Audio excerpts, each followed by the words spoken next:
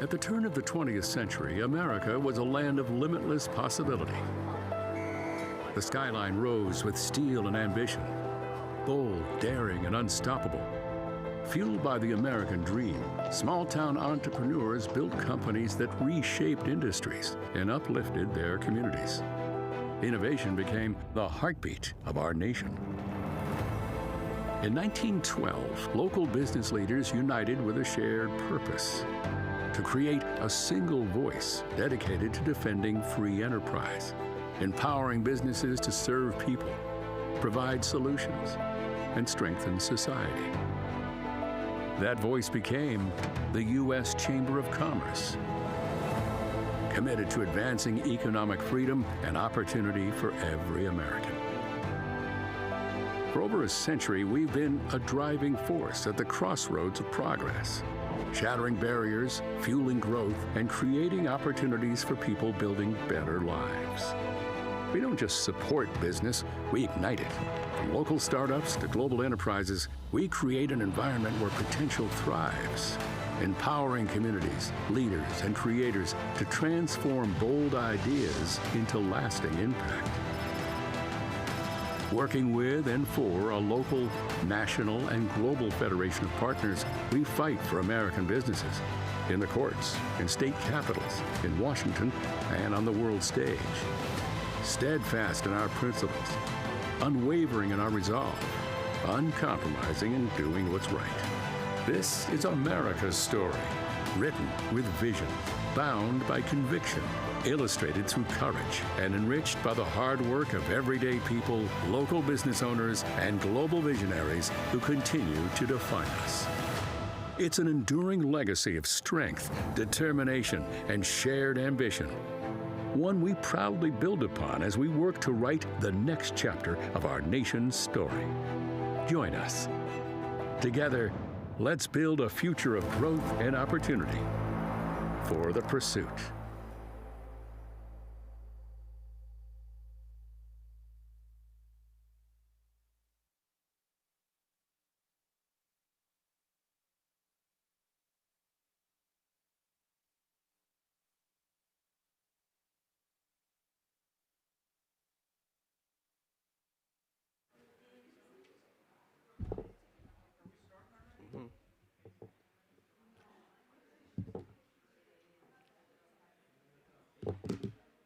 Good morning and welcome to today's event, Tackling Human Trafficking at Large Sporting Events. I'm Michael Billett, Senior Director of Policy Research in the Employment Policy Division at the U.S. Chamber of Commerce. As you're aware, human trafficking, which is the use of force, fraud, or coercion in exchange for something of value, primarily forced labor or commercial sex, impedes national and economic international growth, our national security, and sustainable development. The Chamber has long been committed to addressing forced labor in supply chains and sex trafficking, as businesses know they face economic, reputational, and legal risk if trafficking occurs. The Chamber conducts its work through the Task Force to Eradicate Human Trafficking. The task force produces toolkits, it hosts forums such as this one, and gives companies a voice. Our organization knows the critical role that public-private partnerships play in fighting human trafficking. This includes our ongoing partnership with the National Coalition for the Prevention of Human Sex Trafficking, or NCPHST, which is led by former First Lady of Louisiana, Donna Edwards. You may recall that she appeared with Georgia First Lady Marty Kemp at an anti-trafficking forum held here in this very room in July 2023, which is now available to view on C-SPAN's website. At that event, Ms. Edwards spoke about the formation of her coalition and why First Ladies across the country banded together to spotlight the harms associated with this heinous crime. I don't know about you, but for people that are excited about the Super Bowl, which is this Sunday, it kicks off the start of major sporting events for this year, and it's going to culminate in something really special, which is the opening of the FIFA World Cup throughout North America, Canada, USA, and Mexico in 2026. Now, while we know there's no direct correlation between the Super Bowl and human trafficking, we have to recognize that trafficking is an insidious crime that preys on the vulnerabilities of people when large crowds gather. We have a special resource being unveiled today with NCPHST, and it will be hosted on the Chamber's website in the upcoming weeks, called the Human Trafficking Prevention and Awareness Guide, a playbook for stakeholders. And that guide specifically discusses how law enforcement, businesses, and citizens can collaborate for the greater good. It outlines a game plan to thwart traffickers as they try to do their worst and exploit people. The bottom line, as we all know, is that traffickers put profit over the well-being of human beings. And victims can come from different backgrounds and educational attainment, and that means it can happen to anyone. With that said, we know that traffickers rely on certain vulnerabilities, and that may include the following: individuals in foster care, those that have been abused previously, people that are addicted to illegal drugs, people of color, Native Americans, and LGBTQ. And we know that the tactics of the traffickers are ever evolving.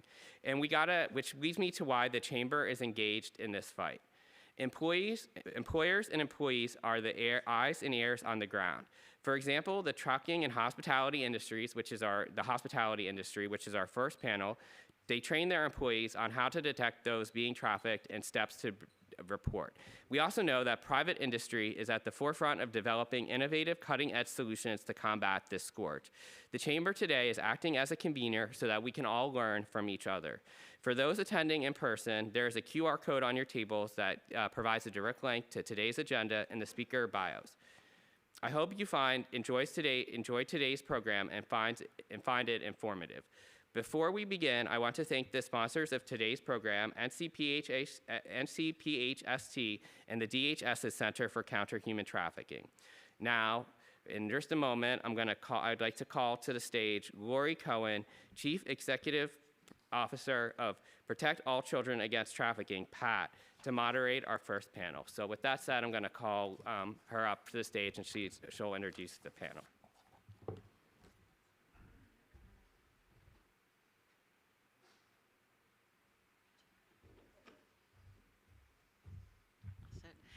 Thank you, Michael, and I want to thank the Chamber for hosting this event.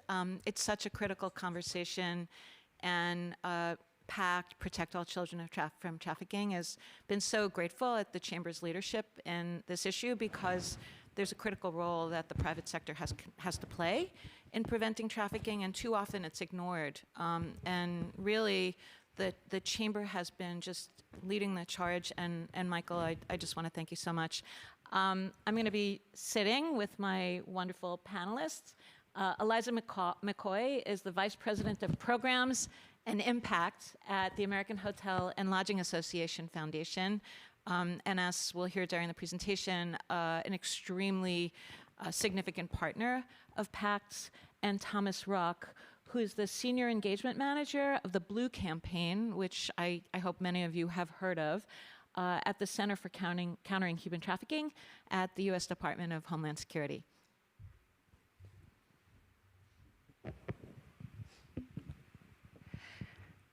Is this on? Yes, oh, it is, wow.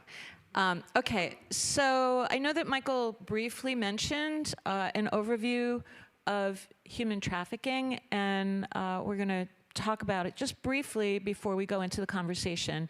And again, this is us, PACT, Protect All Children from Trafficking, and I'm going to talk a little bit about this tremendous partnership that we have with the AHLA Foundation, No Room for Trafficking. Next slide, please.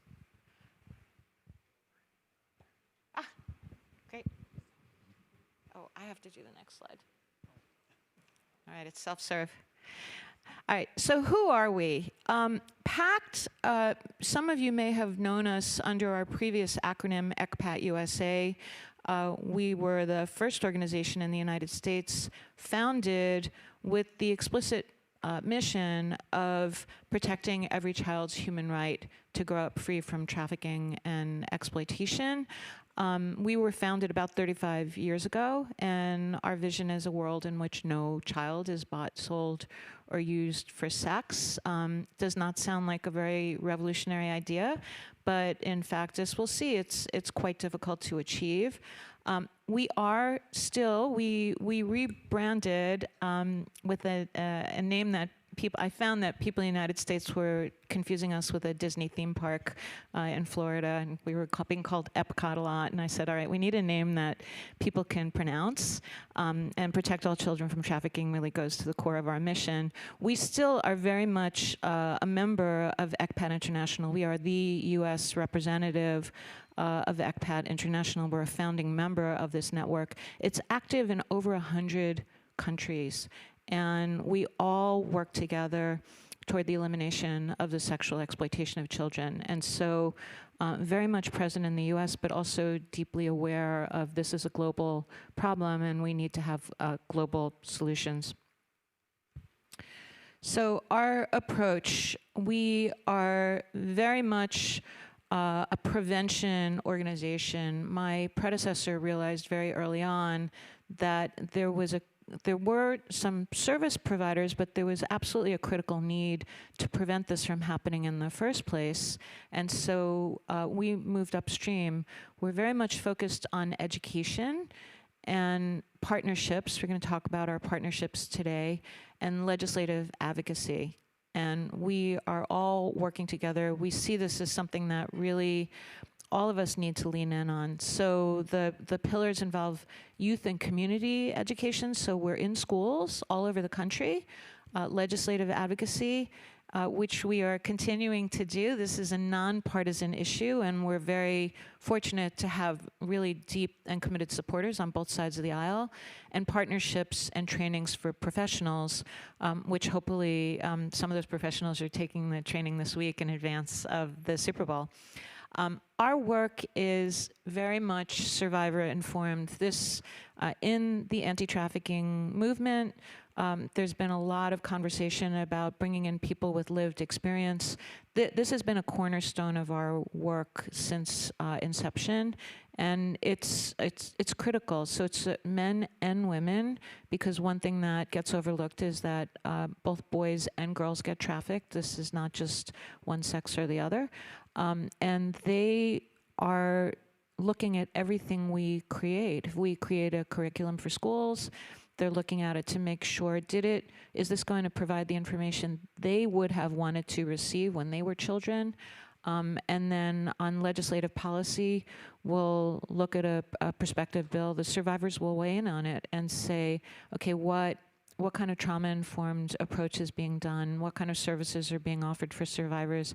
Is there housing available? So they're really thinking about it, about what would have helped them. And then for the training programs which we're going to talk about, they were really instrumental, and it's, I think, one of the reasons why those programs have been so successful. So, and we are all about partnerships. The private sector has really been critical in elevating and amplifying this work. So there is a program that was developed in partnership with Marriott, and Polaris provided some subject matter expertise as well, and we worked extremely closely with the AHLA Foundation to launch anti-trafficking awareness material and participate in their AHLAF's No Room for Trafficking event every year. But it's an ongoing, this is not a once-a-year thing. It's even, we just finished Human Trafficking Awareness Month. It's not 1 month, it's every single day of the year. And if the QR code, if people are interested, you can scan the QR code and get access to some of the material that we have available. All right, Michael mentioned human trafficking. I think it's important just to quickly highlight what those forms are. All right, so the two forms that we discuss in the United States, there's an international definition and a US definition. And because we're here in the US, we're gonna focus on the US definition. So there's sex trafficking, which includes the commercial sexual exploitation of children. So we are, looking at oftentimes child sexual abuse material is something that sadly has been a growing issue. But the sale of children for sex, and that's of course, sex trafficking happens to adults. PACT focuses on children, but it's important to realize this is not, like, if somebody's 17 and they turn 18, that doesn't mean they're not trafficked any longer. And then labor trafficking, and that includes forced labor or services. And those are the two that the US government is focusing on when they're evaluating anti-trafficking policies. Let me go ahead. And I want to talk about human trafficking in hotels. All right, so why do traffickers use hotels? Maybe, since it's a question, I'll ask the audience. Why do traffickers use hotels? Yes? Hard to track, absolutely. It's easier to move victims around. Yes, sir. There's a sense of privacy in the hotel. Absolutely, a sense of privacy, anonymity. So all great answers. And you actually hit all the points. So, you know, technology is, and we talk about it as it's a double-edged sword, right? Having access to the internet opens up a whole world of information. It also, unfortunately, can help facilitate criminal activity. And so we see a lot of what was known as sort of street prostitution is moving into businesses, and a lot of the ads for commercial sex are taking place online on the internet. And there is this sense of secrecy or anonymity, right, where the traffickers feel that this is a safe space. You know, they're not moving into a house in a neighborhood where the neighbors can report. It's not a single location where law enforcement can go to that designated location and investigate and do. You know, they're moving around, and we see this quite a lot, unfortunately, within the hotel industry. That traffickers will move, even what we see sometimes, even within the same city. They'll just move from hotel to hotel to hotel, just keep moving. It makes it difficult to track, and so traffickers see this as a very low-risk opportunity. So, or maybe I'll go back. All right, well, now you get one. I was going to say signs of sex trafficking. All right, so I'm giving you the first sign, paying for the room in cash for one day at a time. Let's talk about a few other potential signs. If you're working, this is within the hotel industry, if you're working in a hotel, what might be other signs of sex trafficking?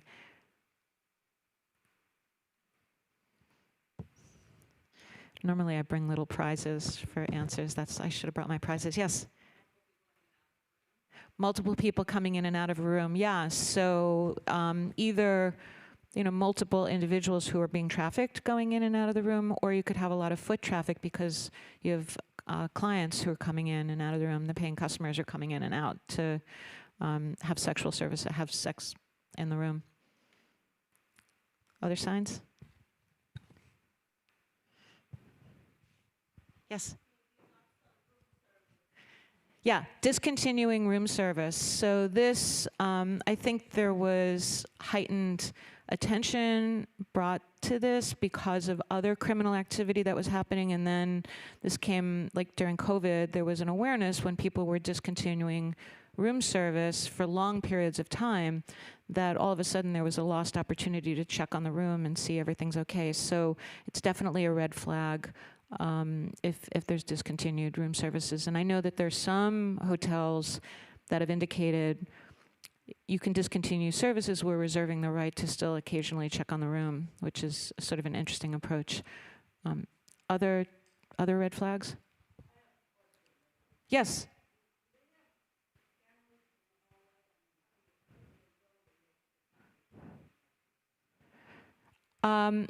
So I can't speak on behalf of all hotels, but I know that there are cameras in public spaces that security has.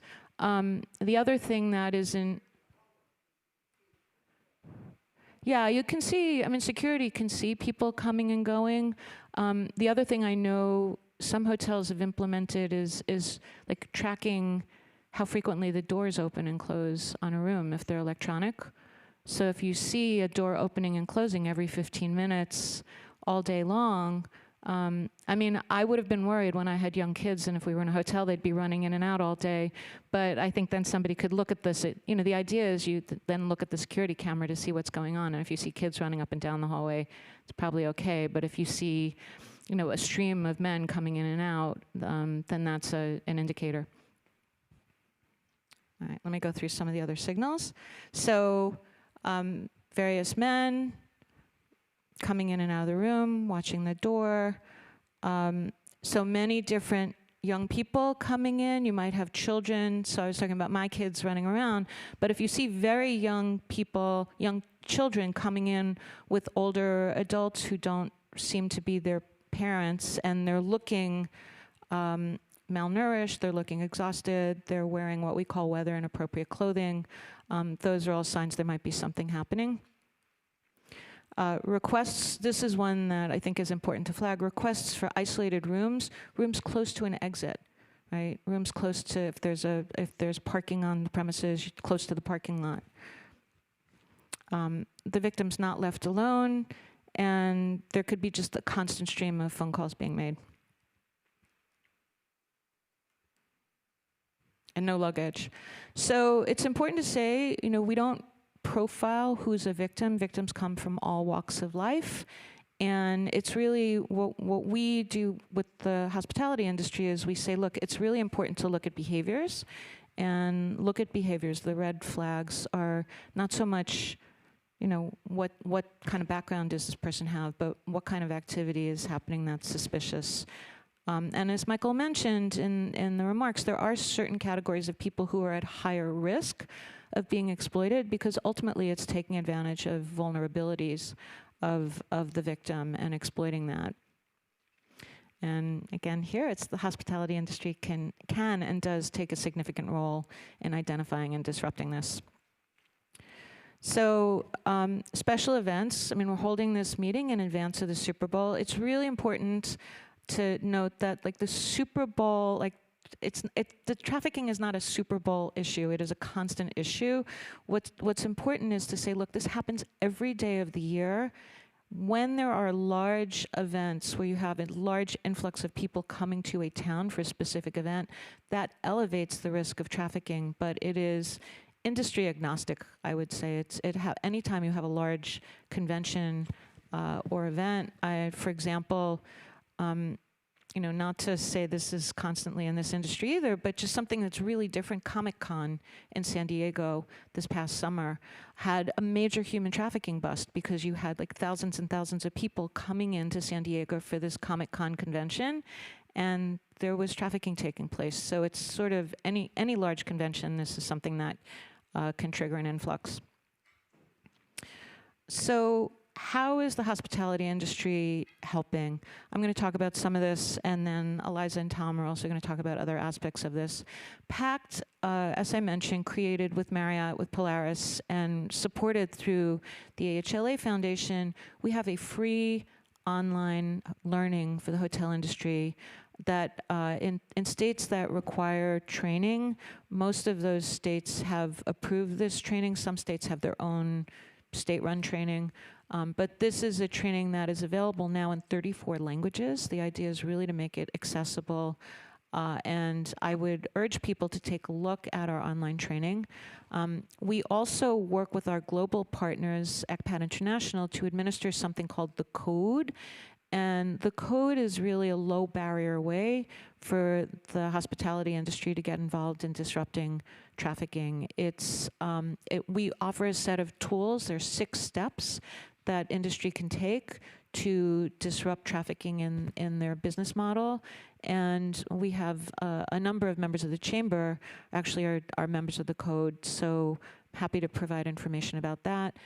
We also we have on our website a travel management training, which is different from the hotel training, and this is really for travel professionals who are organizing events.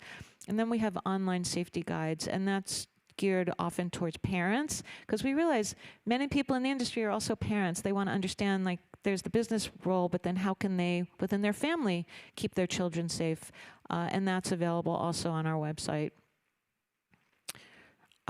So here's some just information about the code. It's a global program that we administer, and every year we, we rank our code members and honor and recognize the code members who are really leaders in the industry. So it's a great opportunity to highlight innovative and important approaches to disrupting trafficking. And here are just some useful next steps. If people need information, there's the National Human Trafficking Hotline.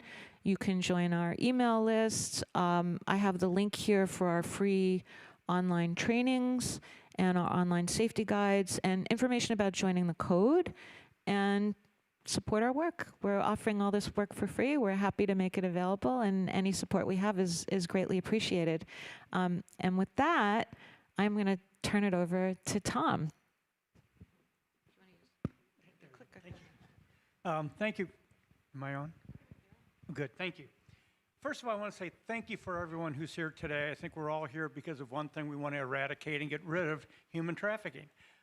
Normally in my panels, I ask the last question, what could you do if you had a magic lamp? And everybody says, get rid of human trafficking. And that's why we're started here. But, you know, when we talk about major sporting events, good friends from Caesars and Las Vegas are here, and they go through it almost every day. Because most of the people who live in Vegas or come to Vegas to travel think it's their big day to do whatever, and human trafficking is alive and well. And, you know, just thank you. So here a little bit to talk about the Blue Campaign.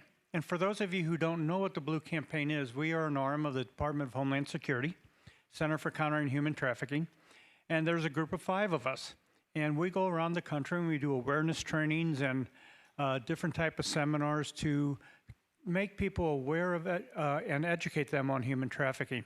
They're all down in New Orleans right now, Donna. And I'm here because I have to go to Dallas tomorrow and do a program there. But, you know, that's what it's all about. Last year, we sent out 2.7 million pieces of literature free of charge on our website. We're all partners together. The only thing we're not a partner on is I didn't get the memo for the color of the day, obviously, you know. But other than that, we're great partners. There's no question about that. And, you know, those 2.7 million pieces of literature went out to all types of different industries, state organizations, youth-based groups, houses of worship, anywhere, any place that human trafficking may present itself to the vulnerable population. So anyway, I wanted to talk specifically about major sporting events. So this was our digital blue campaign that we're using this year. And I'm not going to read the whole thing, but our digital plan this year was to do placements on YouTube, Meta, and programmatic, I never can say that word, display ads on different areas around the area. And we know that you have to have a plan to move it forward. And without a plan, you can't implement. So this was our plan to move forward. And you don't have to read it. You just have to say, hey, they had a plan. That's good. And here's how it worked out. So on YouTube, our goal was awareness. We did video views, and we targeted the 18 to 54-year-old football fans in Louisiana and top 4 NFL playoff cities and states. Hospitality, hotels, transportation employees in New Orleans. In fact, we just finished training 42 IHG properties in New Orleans, which was a major success. As I mentioned, the rest of my colleagues are down there doing a media resource fair that I'll talk about later. So, you know, you have to target in your plan and know where you're going. So we then went to Facebook and Instagram, and we were looking for the 18 to 65. I'm a Facebook person because I'm not young, okay? And I'm so AOL.com, so I'm really not young, okay? But we targeted, you know, national targeting of people that age to make them aware of it also, because it doesn't matter what age group you are, you can be aware of human trafficking. And the more you know about it, the more you might say, hey, that could be something. And that's what it's all about. And then, of course, our standard displays, again, all of our goals were awareness and education. We looked for different ways to reach them. And again, this was the 18 to 65-year-old people who had football interest, okay? And we did national targeting in all of them. So again, we just looked at some national placement breakdown. None of these are free. It costs money. And so we have to be strategic in where we go and how we do things. And it's important to have a plan, to know where you want to target and make sure it fits within your budget as you go forward. Here's some of the places and what some of our stuff looks like. You can see different type of ad placements, if you want to call it that, or digital advertising, or the one I love most is right in the middle. These are these door knobs that we put on 50,000 doors in Las Vegas last year for the Super Bowl. I don't know if it did any good, but 50,000 people, when they checked into their room, or more if they had double occupancy, has now become aware of human trafficking. And that's what it's all about. You see up on your top right the digital ads for the Blue campaign, specifically around football and the NFL. And then, of course, the underneath that is immediately the billboard ads. And I know, First Lady, you did a series of billboards ads in Louisiana that were very successful, and thank you for those efforts. It's fantastic on that. And then the one I love is the middle one. See, call, save. You just get these plastic vinyl things and you put them on the car. And how many people are going to see that if you drive down the streets and these you put them on perhaps taxis or Uber or Lyft drivers, things of that nature, to create awareness and education. And that's what it's all about. And then again, you can see that in Major League Baseball. We actually sponsored some things underneath their names and things like that at different times through some Major League productions and things of that nature. And this is a San Diego Padre baseball game. I think we did 18 Major League teams last year, where we put that little thing on the bottom saying, hey, see, call, save. Bring awareness to now that audience. How many people watch baseball games in certain audiences? So we do those type of things. So these are the type of things we look at and we want to make people aware of, and we'll go anywhere, anytime to help with that. And, we're all in this together, so please use us if you can. Again, we have tons of indicator cards in 32 languages. We have posters, we have toolkits, we have videos. And if we don't have something, let me know. We'll create it for you. It's just that simple. Maybe. And so here's our expo that we're doing right now in New Orleans, the Anti-Human Trafficking Research and Learning Expo. It's at the Port of New Orleans. It's for today, tomorrow, and Thursday. We're doing this in New Orleans. We're hoping for a lot of people to come and do it. But these are the type of events that you can do that are out of the box, okay? And that's where you're maybe going to make some impact and get to some people who don't necessarily think about human trafficking, because it's all about the vulnerable population. And that's what we're looking for. So this is just join us for the Anti-Trafficking and Learning Expo, a 2-day event dedicated to raising human awareness and providing accurate information about human trafficking. So we hope this is going to be a success. It's going on now, and I have no idea what the results are, but I hope it's going to be good in your state. So thank you. Let me turn it over to Eliza here.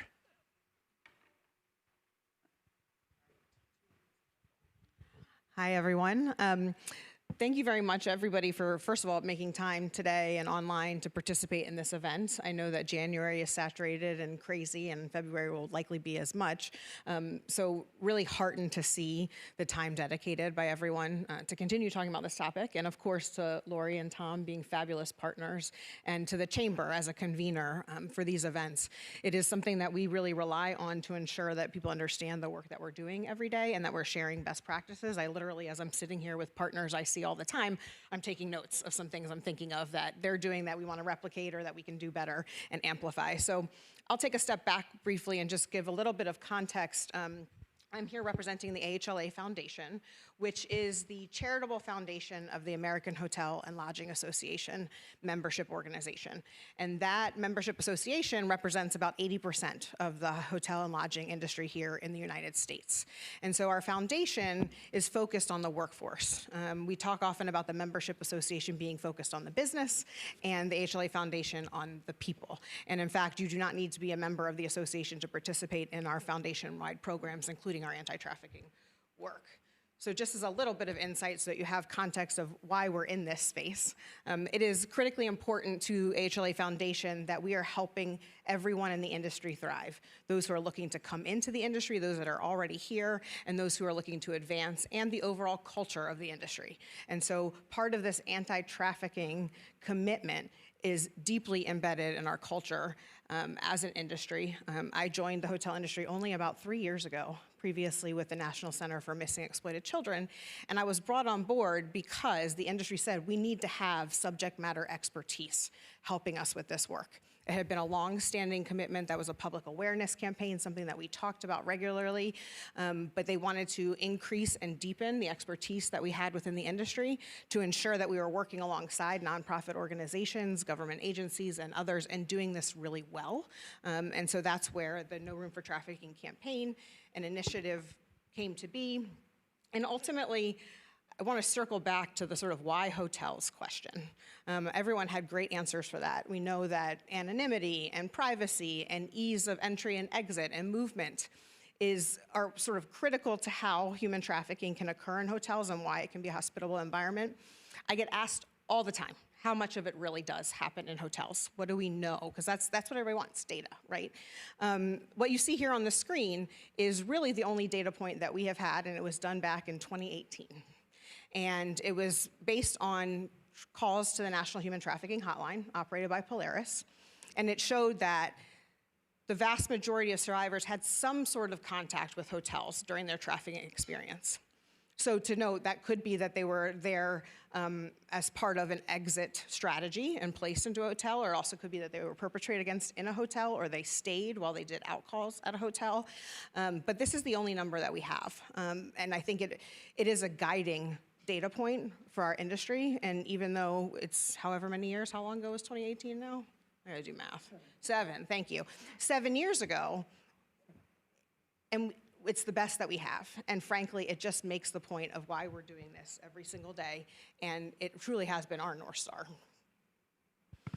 So just a little bit of around what the No Room for Trafficking initiative is. You all have seen a little bit about what Lori talked about in her presentation, but when I spoke about deepening what the industry is doing, we really started out with this call to action of training every single industry employee in how to identify and report suspected human trafficking.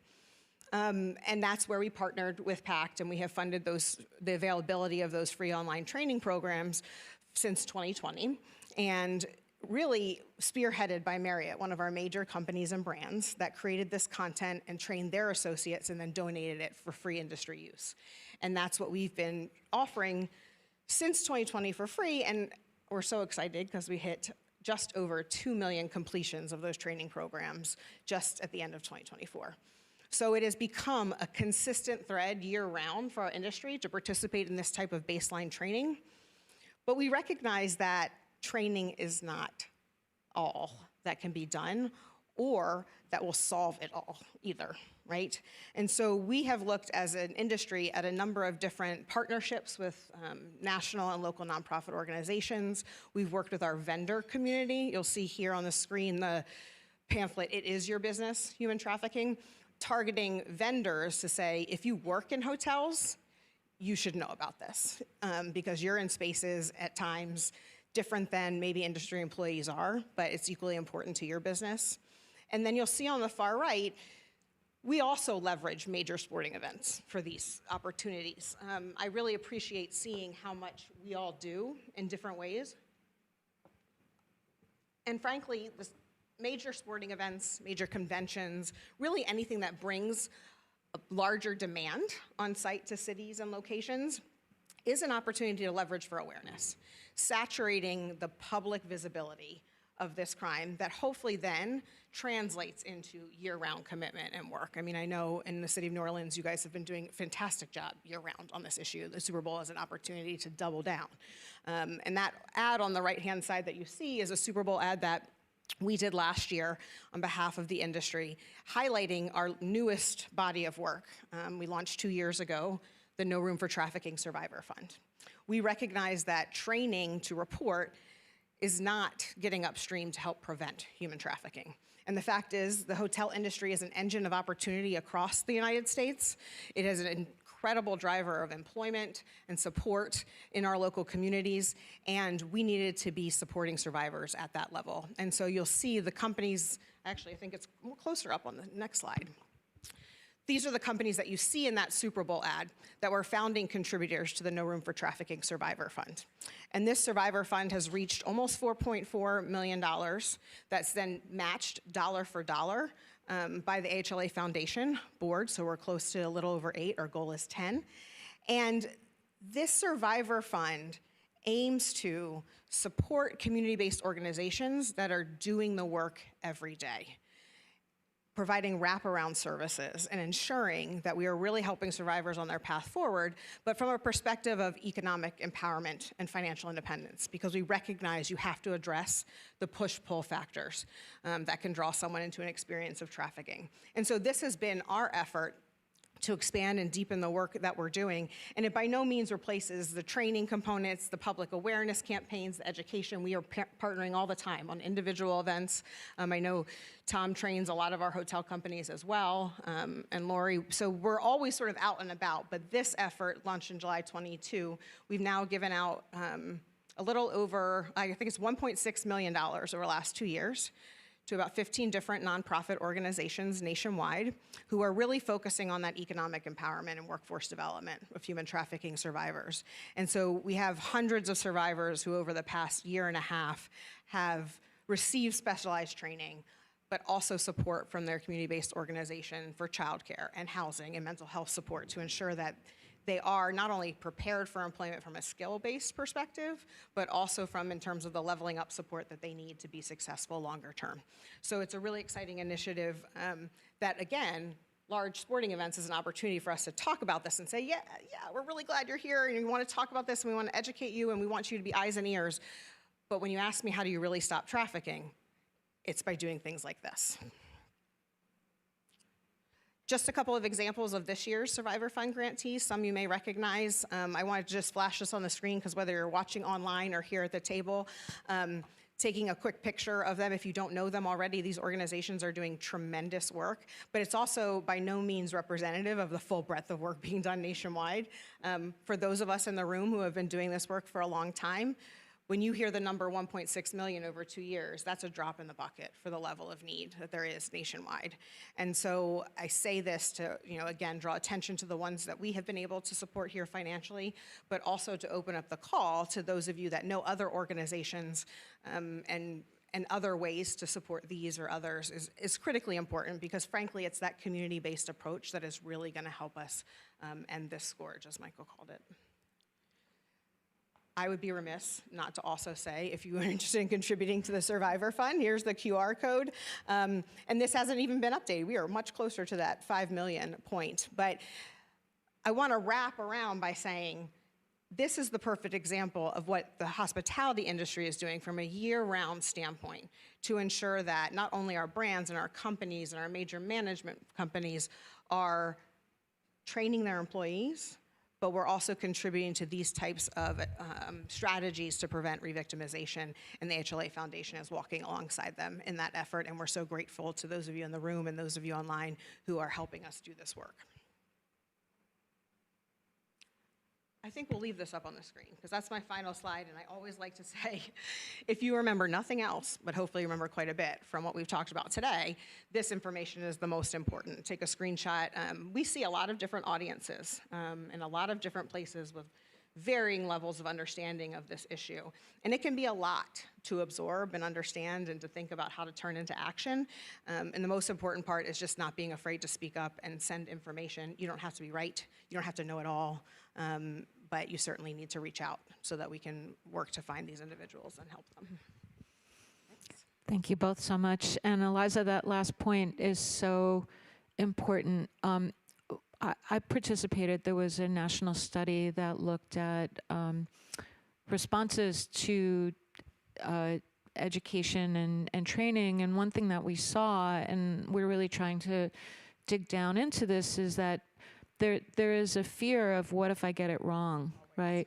What if I think it's trafficking and it's not trafficking, and will I get in trouble? And we're really trying to address that very real concern. I think people don't want to cause problems, right? But I did speak to an industry leader once who the message that she sent to her team was, what if I get it right? Right? What if I get it right and I have the ability to save someone's life? And the important thing about calling the hotline is that if you call the hotline, it doesn't mean automatically someone's going to get arrested. It just means you think something's suspicious, and then people who have expertise will then take it from there. And so it's flagging it, but you're not required to be an investigative reporter. And one thing we really emphasize in the training is do not try to disrupt, do not try to do a rescue, do not try to confront the trafficker. Just make the call. And yeah, it's so interesting because at all of our regional events, that's like the #1 question I get from GMs is exactly that. What happens if I'm wrong? And so as a hospitality industry writ large, our people, our employees, are fabulous at noticing patterns and anomalies. Customer service is all about recognizing what people like, how they respond to it, and so our skill set is in patterns and anomalies. And so just knowing when something isn't right doesn't mean that you have to know what it is. And so frankly, reporting any anomaly, whether it's directly to law enforcement because it seems urgent and someone's life is in danger, or it's to a human trafficking hotline because it looks maybe like that, it's most important that we simply share the information and leave it to the experts to figure out what it is. We've had any number of cases, and recently one was shared with me where someone contacted the hotline. They thought it was human trafficking happening in the hotel room, several of the signs you talked about earlier. And when law enforcement did come after sort of corroborating a couple of other pieces of evidence, what in fact was happening was live streaming in the hotel room of child sexual abuse materials. And so, no, it wasn't trafficking by the technical definition, but it was clearly something that, somebody was in danger. And I think that's important for our people to know is you might not be right. Maybe it's not human trafficking, but it might be domestic violence. It might be drug trafficking. It could be any number of things that shouldn't be occurring on our hotel properties. If I may, 2 points on that. First of all, you have to have the support from management. Absolutely. And they need to say it's okay if you're wrong. And they have to support that wrong decision. And so that person continues to look for it. The second thing that I look at, not only in the hospitality, but any industry, is every person who works in an industry is a professional. Right. Yep. And they know what is right and what isn't right. And if something doesn't look right or feel right to them, it probably isn't. So go ahead and preach that they should say something. And that's the key, because everybody's a professional. I talk to code enforcement. I talk to schools. I talk to, meat packing companies. And it's just different, but it's the same thing. If you see something that doesn't make sense, report it and go forward from there. so we have a couple of minutes left. If there are questions, comments from There's a microphone in the back, I think is what microphone in the back.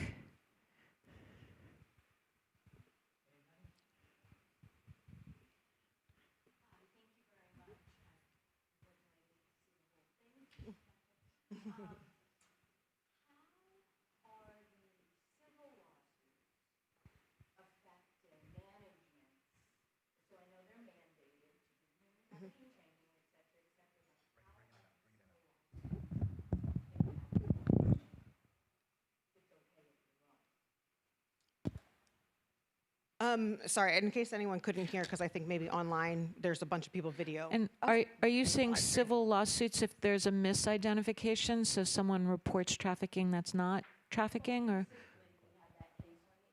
Yeah.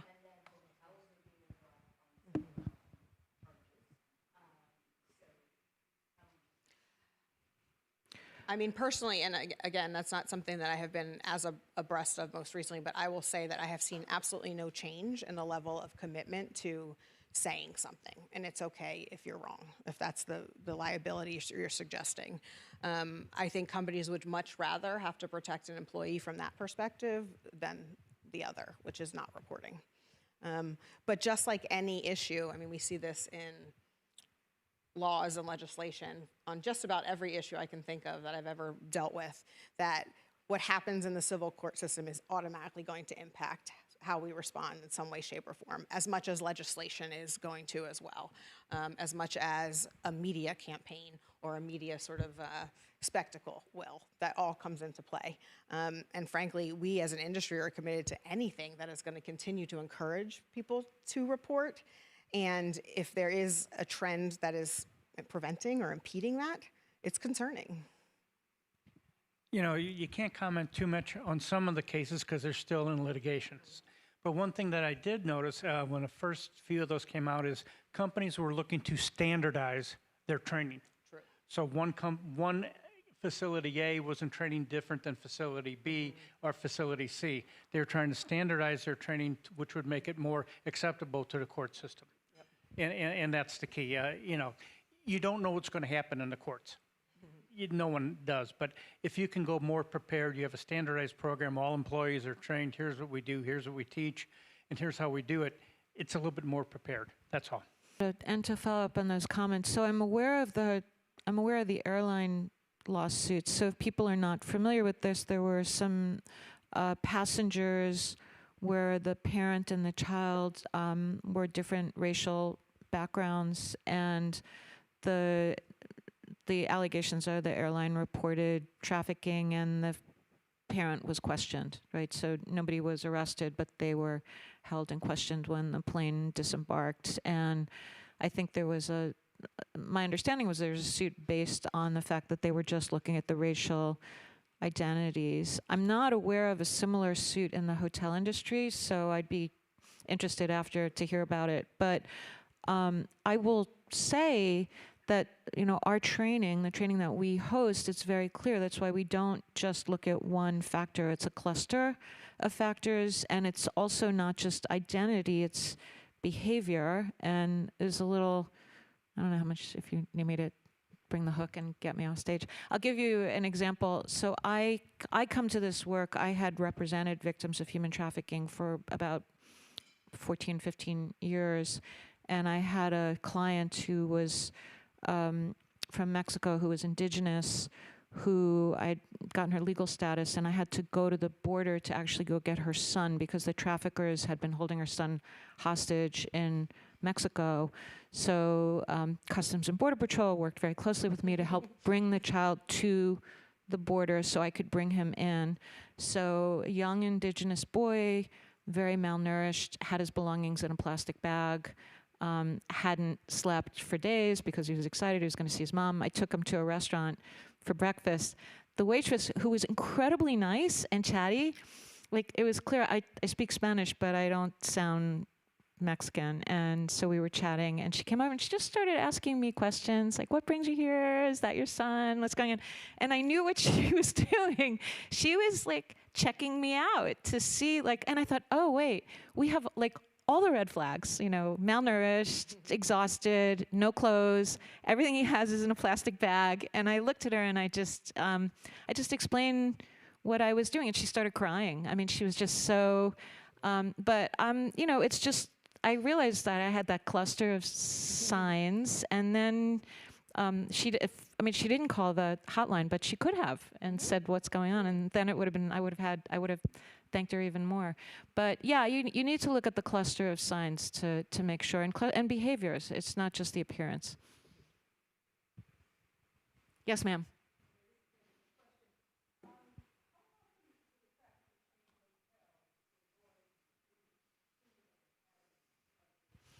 So the question is, how often do traffickers change motels? I mean, I don't know whether I have data on that. Just like federal and state law enforcement, like we have one system that all of our hotels feed into. But certainly we know that as a dynamic of the crime is movement of both perpetrators and victims. And so anything that is going to assist with avoiding detection, hopping from hotel to hotel is one of those strategies for sure. Yeah. I had an experience with a gentleman who had a hotel north of Indianapolis, and it wasn't even open yet. And he came to me and said, we were browsing Backpage, which is a huge, it's not so much anymore because we all know about it, but it was a website that listed, you know, sex for sale, you know, type of thing. And they were already listing that hotel before it even opened to be used for sex trafficking. So, you know, they're a whole lot smarter than we are, and who knows, they may go there for 2-3 days, they may be there for 1 hour.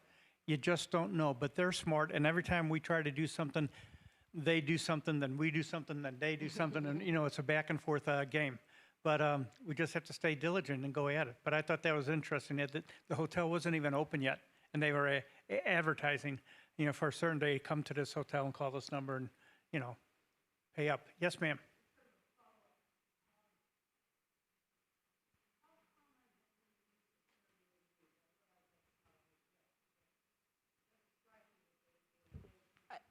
Airbnb. I think she was about Airbnb, frequency of Airbnb and sort of comparison to hotels. Again, I don't have data specific to that, but again, if we go back to sort of the original conversation of what are the venues in which individuals will leverage or maximize the opportunity to commit crimes of any kind, they're going to go where they're not seen, or they're less regulated, or they blend in more. I mean, so you can make the comparison between hotel rooms, which we know have had decreasing amounts of privacy. I mean, and not just because of this issue, but because of active shooter and other things, right? Hotel doors are being opened and sort of checked in on in ways that they hadn't before. And that can't be said of lots of other different ways people can commit this crime. So I think that's certainly important to remember. And I keep wanting to just say out loud that it's so easy for us to hearken on how is it happening right now, and world we want to be in is how do we stop it from starting in the first place, right? When I think about the states that host these events, it really jumpstarts a deep, hard look at what are the systems we have in place to support those vulnerable populations that Michael mentioned, and how are we supporting those populations and those vulnerabilities so that we don't have to figure out this data, so we don't have to train people on how to report. We need to eliminate those push-pull factors and sort of the reasons behind this type of crime and how people experience it in this country. So I applaud you all in New Orleans and in other places that we see really having those conversations with your juvenile justice system, your foster care systems, and others, because that's the ultimate goal. You know, if you were a trafficker, why wouldn't you use Airbnb? It's an easy check-in process. You know, I can rent it for a day or an hour, or a day or 2 days or 3 days, and it makes sense for my kind of industry if I'm a trafficker, because I don't have a front desk, I don't have a bell staff, I don't have housekeeping. I just have to get into the property, be there for my time, pay my money, and leave. So it makes sense. And I know we've talked to Airbnb before, but they think it's impossible to train all their facilities, if you want to call it that, or their owners that rent out, because it's so difficult to do. And we're just trying to work on a way to make that happen some way, somehow. You know, Laura, your group could probably do a whole lot more than we could on that. Yeah, I was going to say, actually, Airbnb recently joined the code because they're really interested in disrupting this. And no industry wants to be associated with human trafficking, right? You don't want to be synonymous with that. So they are leaning in, and I hope we will be able to come back one day and talk about the work that they're doing, following the lead that's happening here. Unfortunately, we're at time. We could really, the three of us could sit here and fill up the entire panel just talking about this, but we have wonderful speakers, and I want to thank you all. Thank you. Thank you all.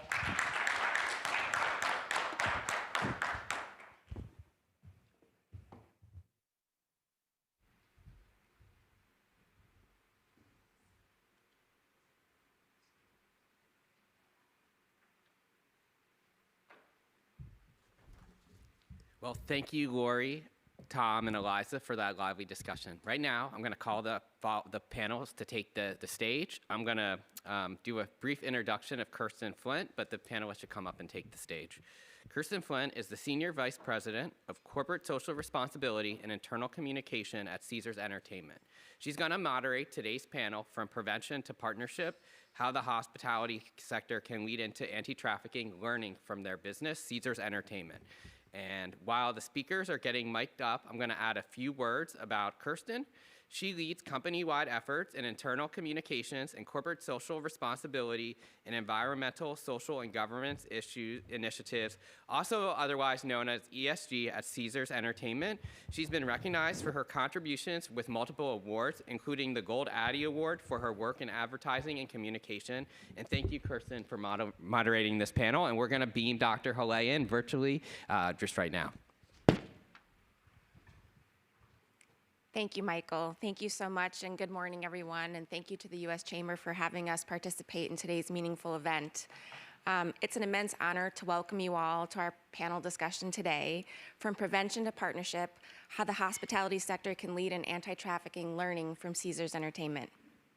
Today's event, Tackling Human Trafficking at Large Sporting Events, emphasizes the business community's role in raising awareness of human trafficking at major sporting events, bringing together our collective expertise for one of the most pressing issues of our time. As we gather today, we also acknowledge the excitement of the Super Bowl held at Caesars Superdome in New Orleans, and it's a prime example of how major sporting events can serve as a platform for impactful change. Thank you for joining us today in this crucial conversation. Caesars Entertainment has been a long leader in anti-human trafficking efforts with a commitment that extends through every level of our organization. From training our team members to participating with community organizations, we're working together to create a culture of vigilance and empowered action and awareness. Our protocols emphasize recognizing and reporting suspicious activity. Human trafficking does not always look as the way the media portrays it. It may involve subtle behaviors, unusual patterns, and what we call potential red flags. Today, we'll hear insights and stories from our experts that underscore the importance of staying alert and contributing to proactive prevention efforts. Joining me today are three distinguished panelists. Dr. Haleh Siddiqzadeh is a globally recognized counter-trafficking expert and forensic traumatologist with over 2 decades of experience in human trafficking and human rights. She specializes in the psychological treatment of survivors of sex trafficking, labor trafficking, and torture. Dr. Siddiqzadeh has worked in conflict zones, applying her expertise to complex cases of trauma and exploitation. At Caesars Entertainment, she architects our anti-trafficking efforts and our programs, integrating trauma-informed care and victim-centered protocols to advance corporate responsibility in combating trafficking. She will be joining us remotely today as she's been impacted and displaced by the Southern California wildfires. Thank you, Dr. Siddiqzadeh, for joining us today. We also have Barbara Buckley. Barbara, thank you for being here with us. Barbara is the Executive Director of the Legal Aid Center of Southern Nevada, a nonprofit dedicated to representing survivors of violent crimes, including human trafficking. She has created innovative programs like the Resiliency and Justice Center and has a distinguished career in the Nevada Assembly as the first female speaker. Her work focuses on supporting survivors and advocating for systematic change. And finally, Eric Olabewski is here with us today. Eric's our Vice President of Corporate Security at Caesars Entertainment with over 24 years of service to our company. Eric develops security strategies to ensure safe environments for both our team members and our guests. Eric co-chairs the Nevada Resorts Association Coalition for Combating Human Trafficking and leads initiatives to integrate anti-trafficking measures across Caesars security operations. Thank you all for joining us today. We'll get our panel started. Dr. Siddiqzadeh, as an expert on anti-trafficking systems, can you outline key elements of the program that you developed for Caesars and share its overall impact?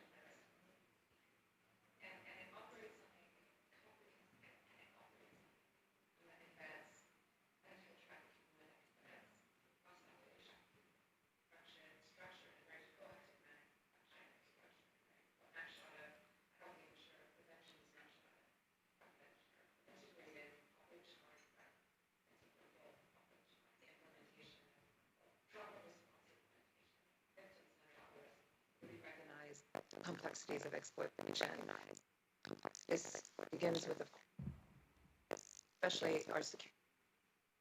expertise to not only identify potential red flags of trafficking, but really understand the methods. For example, traffickers use to exploit vulnerabilities, and this includes a lot of the psychological, operational mechanisms that entail trafficking from manipulate victims, their operational adaptability, and the systemic loop they leverage to evade detection, to say the least. Our VP of Corporate Security, Eric, will highlight a first of its kind. Ambassador role designed to really foster this trauma, and one that victims center. Every interaction really prioritizes survivor safety and long-term stability while minimizing re-traumatization, attempting to foster. And when launching that role, we conducted extensive cultural work to embed a framework that prioritizes very empathy-driven engagement, transactional response, really ensuring that these interventions, again, are both effective and authentically survivor-centered. So by implementing this specialized role, by invited to office, various training, really proactively identify trafficking situations effectively. Also, cross-sector collaboration, really, that has also been a core work, uniting industries, hospitality, law enforcement, legal aid, social services, and various facets of business high impact, or convening, have hosted cross-sector events, share promising practices, find strategies, create this shared accountability that we all implement and again, frameworks again, not only embedding these practices across our key operational functions, policies, risk management, surveillance, and various operational. So this is where these partnerships have been very transformative, not just defining our strategies, but embedding prevention in the DNA of business operations. Also, metrics and this metrics-driven oversight, really embedding trafficking prevention in broader security science and CSR initiatives by leveraging data and intelligence, where sure that our strategies are measurable, they're scalable, they're adaptive to the evolving threat landscape of trying to counter trafficking as a business and in our community as a business. Community investment that really recognizes that prevention is as much about strengthening social as it is about enforcement. And the business sector has the opportunity support survivor recovery, workforce rehabilitation, and long-term protections for survivors. So actively strengthen victim services across our operating jurisdictions, really ensuring accessible survivor-centered support networks that integrate with existing resources. During again, there's this regional survivor-centered support systems that are embedded as a approach. Also, security and surveillance integration, adding these anti-trafficking measures, real-time operational risk, ensuring frontline security just trained. Training is one spoken wheel of many facets of rich and complex, but to not only prevent effectively. And the impact is tangible as in this impact strengthen security practices. And we all are aware that it enhances, brand trust and guest safety, and has given our members a greater sense of this. And more than that, it has catalyzed a cultural shift, and where the hospitality sector is no longer responding to trafficking, but an active, is the partner actively shaping actions alongside community and public sector agents. And this initiative it's more than a program. It is a transformative that, it's designed to be institutionalized across the industry shaping the future of ethical, accountable, socially responsible. Thank you, Dr. Sadig-Zadeh, for sharing more about the comprehensive program that you've built for Caesars and continued partnership and building onto our foundation, rolling programs out across the company. Let's shift the conversation to the importance of synergizing our program with key partners. Collaboration and community engagement are critical in anti-trafficking efforts. Drawing on your vision for best practices, how can businesses foster meaningful partnerships with communities and organizations to address trafficking in a way that's inclusive and impactful? The hospitality industry operates at the intersection of commerce and community, and really to be meaningful impact. Businesses must move impact. Businesses must move collaborative architect, anti-trafficking architect. This requires, several key shifts. Which I can unpack. Example, really redefining industry collaboration. Anti-trafficking efforts can be competitive advantages. They must be shared imperative advantages. Caesars has actively various industry partnerships, and at a very grassroots level, and an authentic, long-term, embodied approach. Found efforts. Anti-trafficking work. Where our VP of Corporate Security served, and we really served and share. And we've developed and shared strategic blueprint outlining our key practices, fostering industry technologies, finding these various exchanging intelligence, finding these best practices to really elevate standards across the sector. Shared that for years.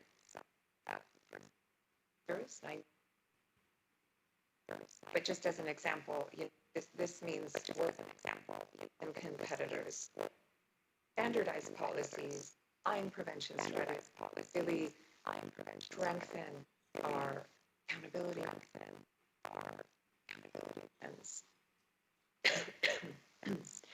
Also, power of building community-driven solutions, collaborations, effective partnerships must be tailored to the realities of each region and directly informed by the key community stay informed by survivor expertise, and really ensuring that, again, it addresses local challenges and really creates that measurable sustainable change that we all seek to implement. For example, from credible partners, a key example of this is our collaboration with Legal Aid of Southern Nevada, really ensuring survivors have access to legal ability, which my colleague will unpack further.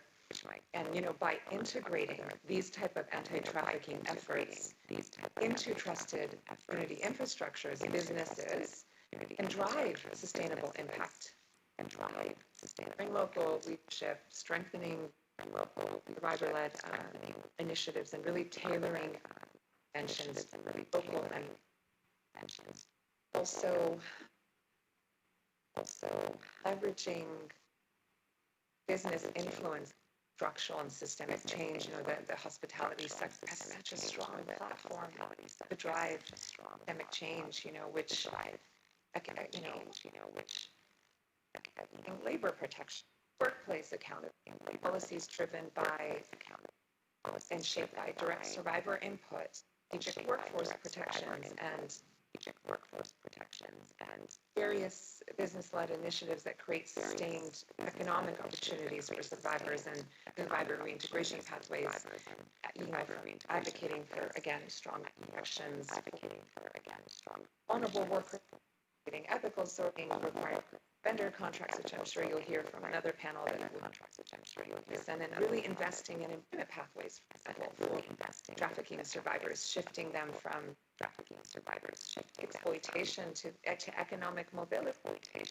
Economic mobility. Trafficking is we all know trafficking is a year-round issue, and it's not bans. And while law enforcement presence and awareness campaigns on high-profile events may need to heighten identification is the reality is that trafficking occurs and not in these isolated spikes. And so this is why our approach is deeply integrated in our security operations, our corporate and our broader business practices. You know, by embedding these efforts into daily operations, we really ensure that our interventions are active but institutionalized.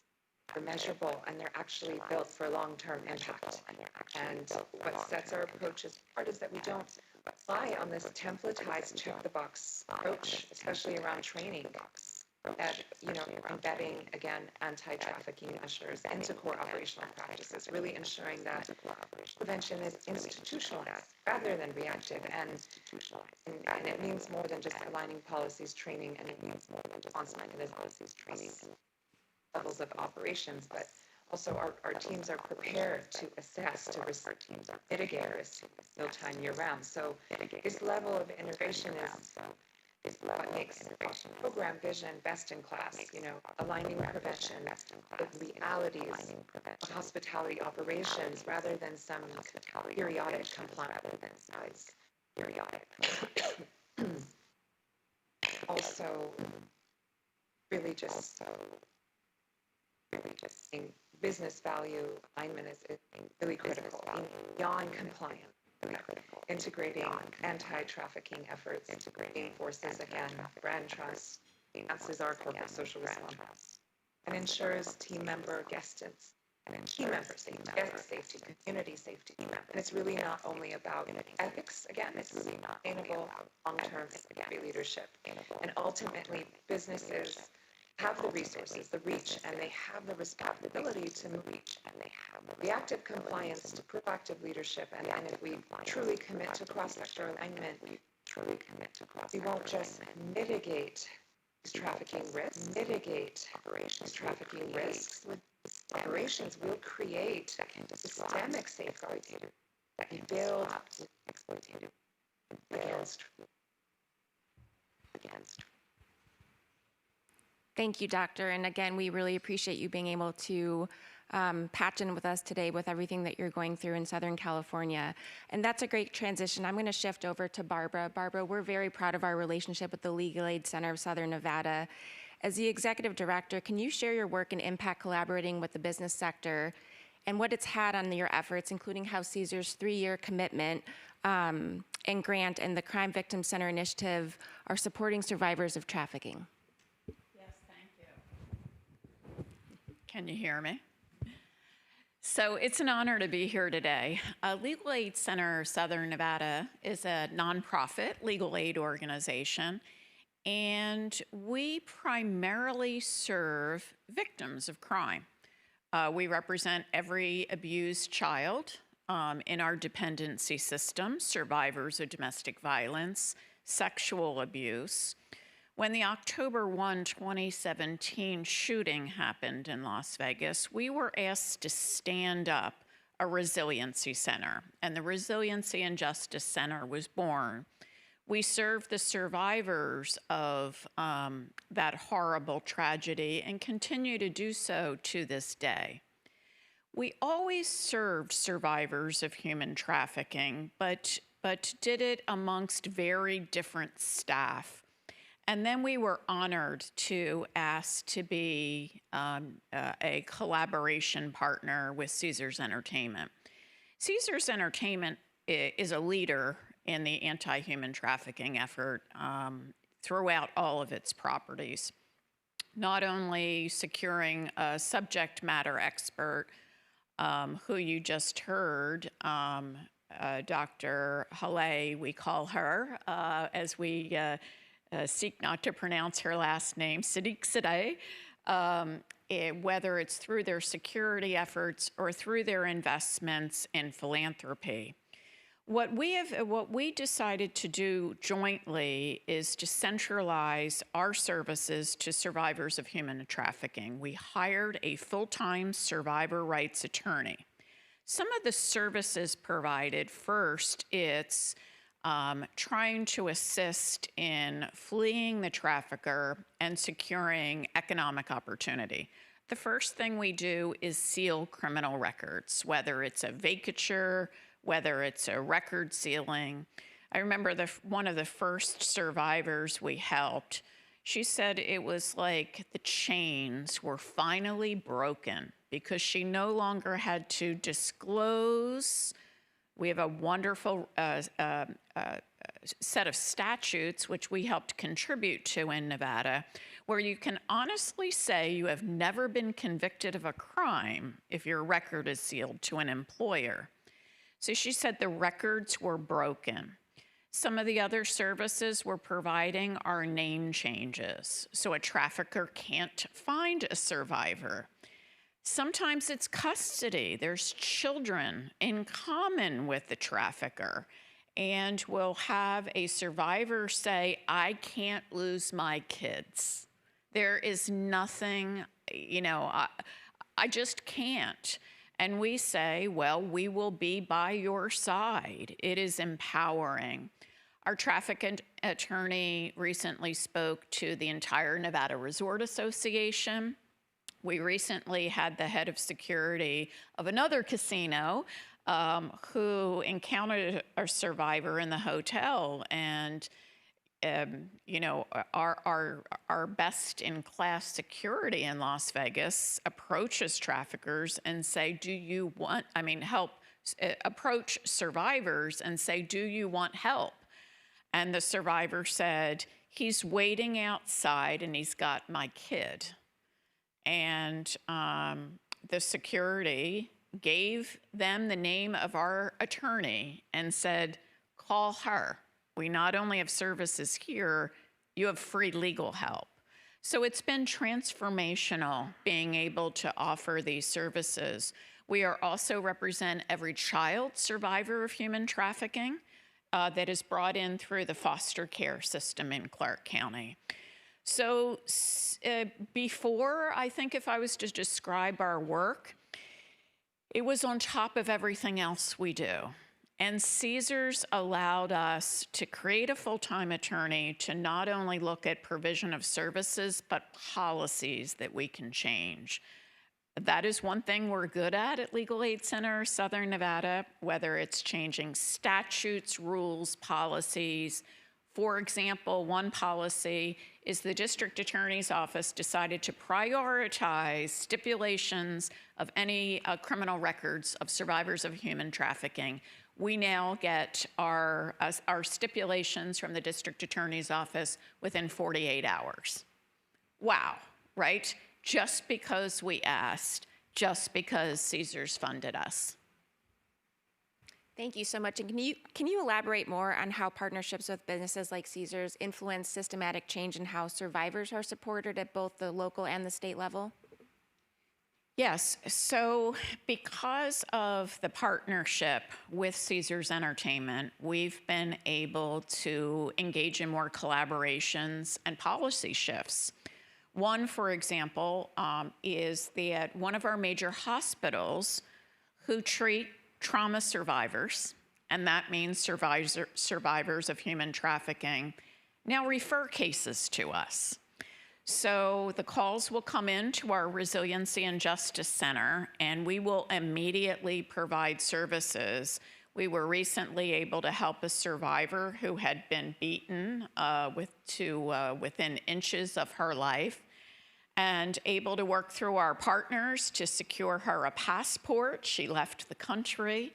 But we're able to establish these partnerships and make these shifts and policies to help survivors be able to receive life-changing services.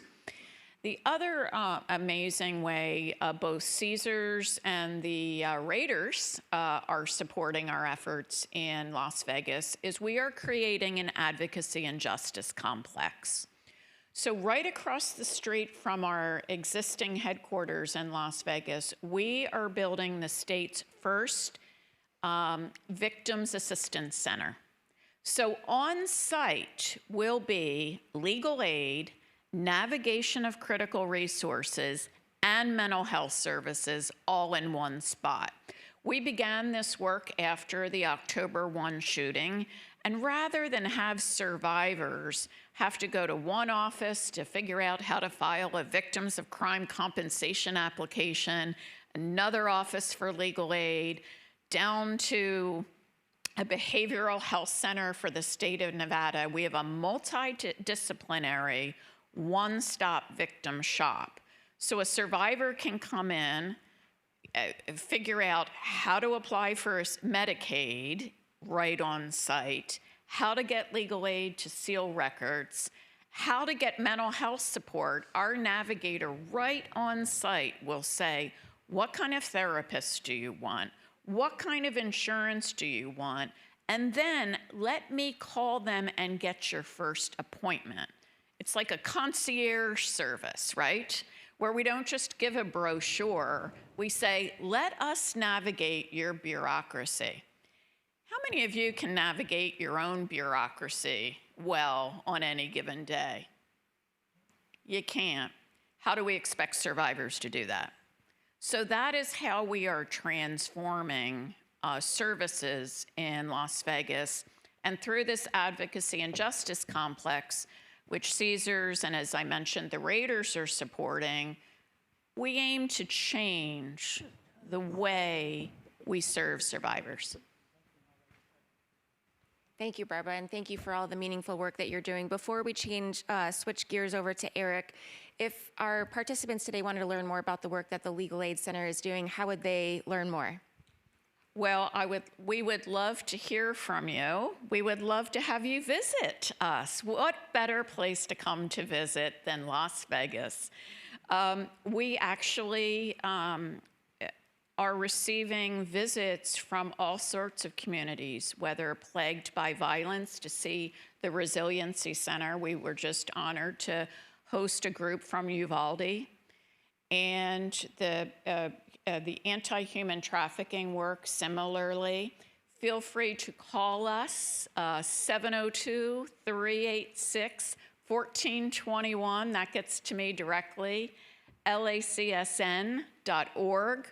Our information is on the, I believe, on the agenda and the bios today. We'd love to host you for in-person collaboration, virtual collaboration, or phone collaboration. Thank you, Barbara. Our next question takes a look at the internal response at Caesars Entertainment for both the security and surveillance operations. Eric, as the head of our corporate security, can you discuss how you've integrated anti-trafficking program into Caesars operations and how those measures contribute to the prevention and protection? Good morning. I think we'll all agree that in a hotel, casino, resort environment, that security plays a very important role in combating, preventing, detecting, deterring human trafficking. And so we wanted to have a very comprehensive program, but we also wanted to have a program that's not a check-the-box program, not a read and sign program, something that you can really touch and be involved in.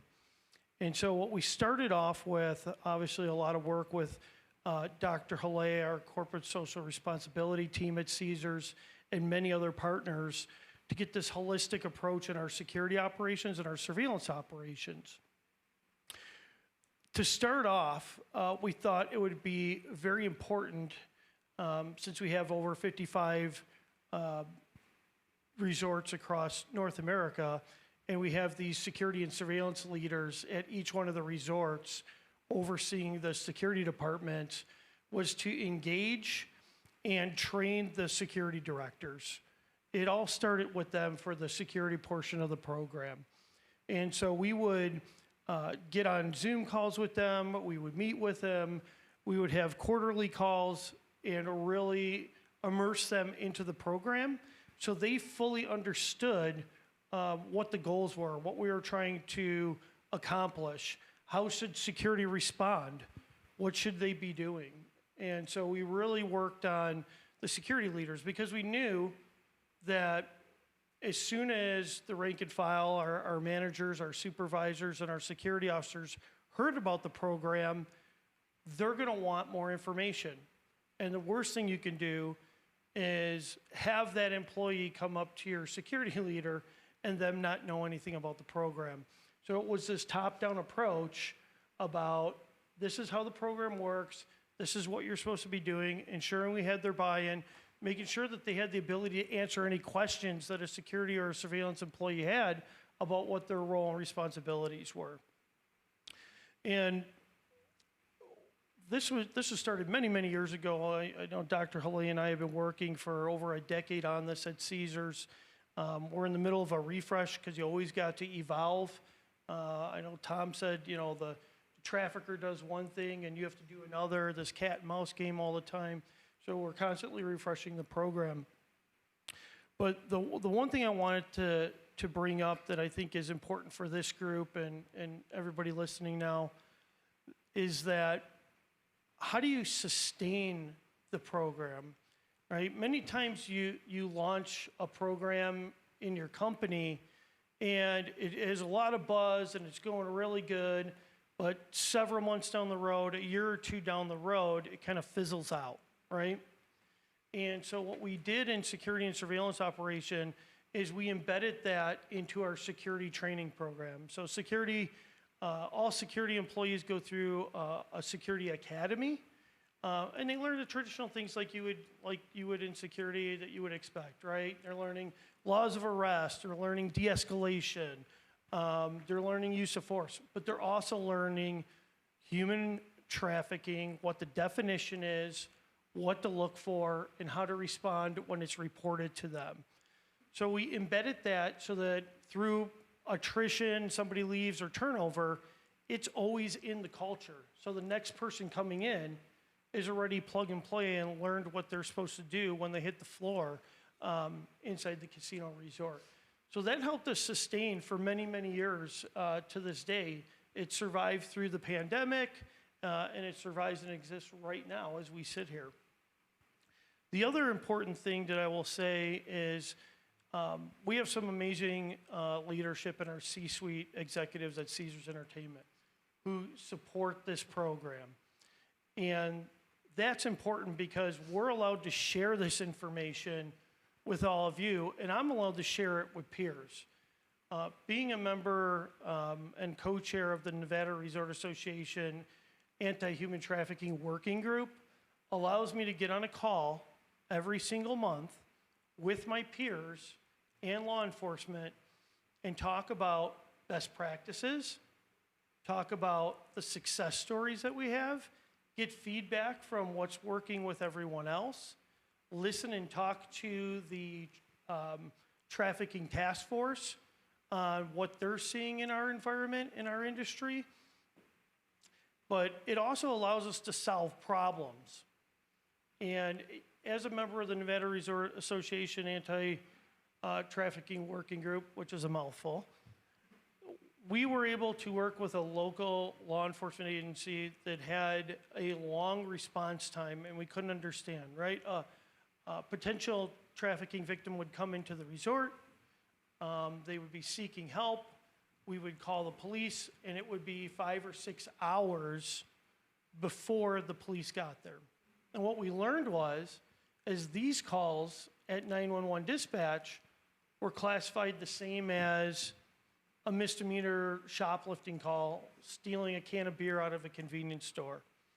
And so working with the executive leadership in that law enforcement agency, we were able to train the 911 dispatchers to escalate that call, prioritize that call, get that call down to an hour, because then that victim doesn't just walk off or feel that they're just getting the runaround. They're able to get help as they need it really quickly. We also had to do some training on our end with our dispatchers to make sure they were communicating to 911 in the right way so that call gets the right priority. So that's a little bit about the program on the security surveillance side at Caesars. Thank you, Eric. And I have one more question, if you could answer briefly. I know our time is just about up, but the ambassador role has been an innovative and important addition to our program. Can you share your perspective on its implementation and the impact it has on trauma-informed, victim-centered practices that our teams operate with? Yeah, the ambassador program is very unique I don't know if anyone else out there, I haven't heard of anyone else out there using this program. It's a specialized position that we have in security. Security personnel will volunteer for this role. They will go through an interview process with Dr. Haley, and then they'll go through days and days of training. And that's so that we can train them on the victim-centered approach and the trauma-informed response protocols. So essentially what that looks like, I know we're short on time, but I want to give everybody a little bit of a visualization, right?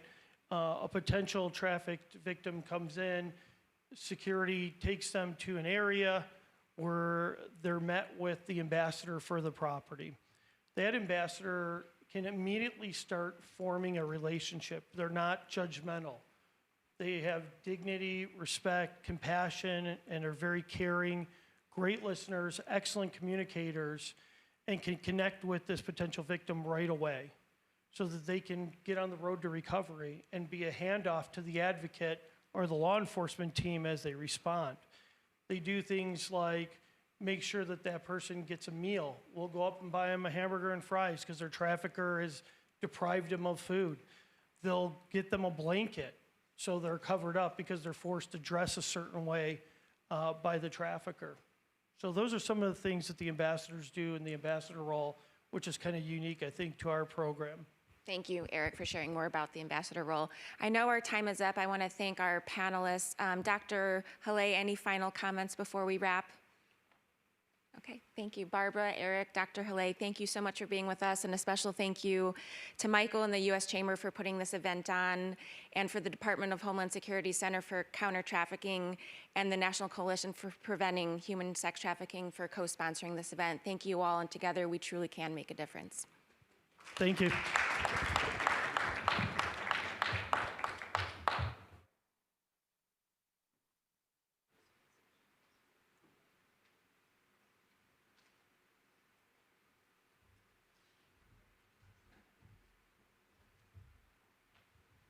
Right now, I have the privilege of interviewing former First Lady of Louisiana, Donna Edwards. So Ms. Edwards, come up to the stage. This is one of the cooler parts of working at the Chamber, is that we get dignitaries around the world, First Ladies, and you know, when you're going to grad school and you're in the process of getting educated, you don't even think in the back of your mind this is ever going to happen to you, but it does. So first, Ms. Edwards, thank you for your time today and for leading all of the efforts in Louisiana over the last several years. So why don't we get started?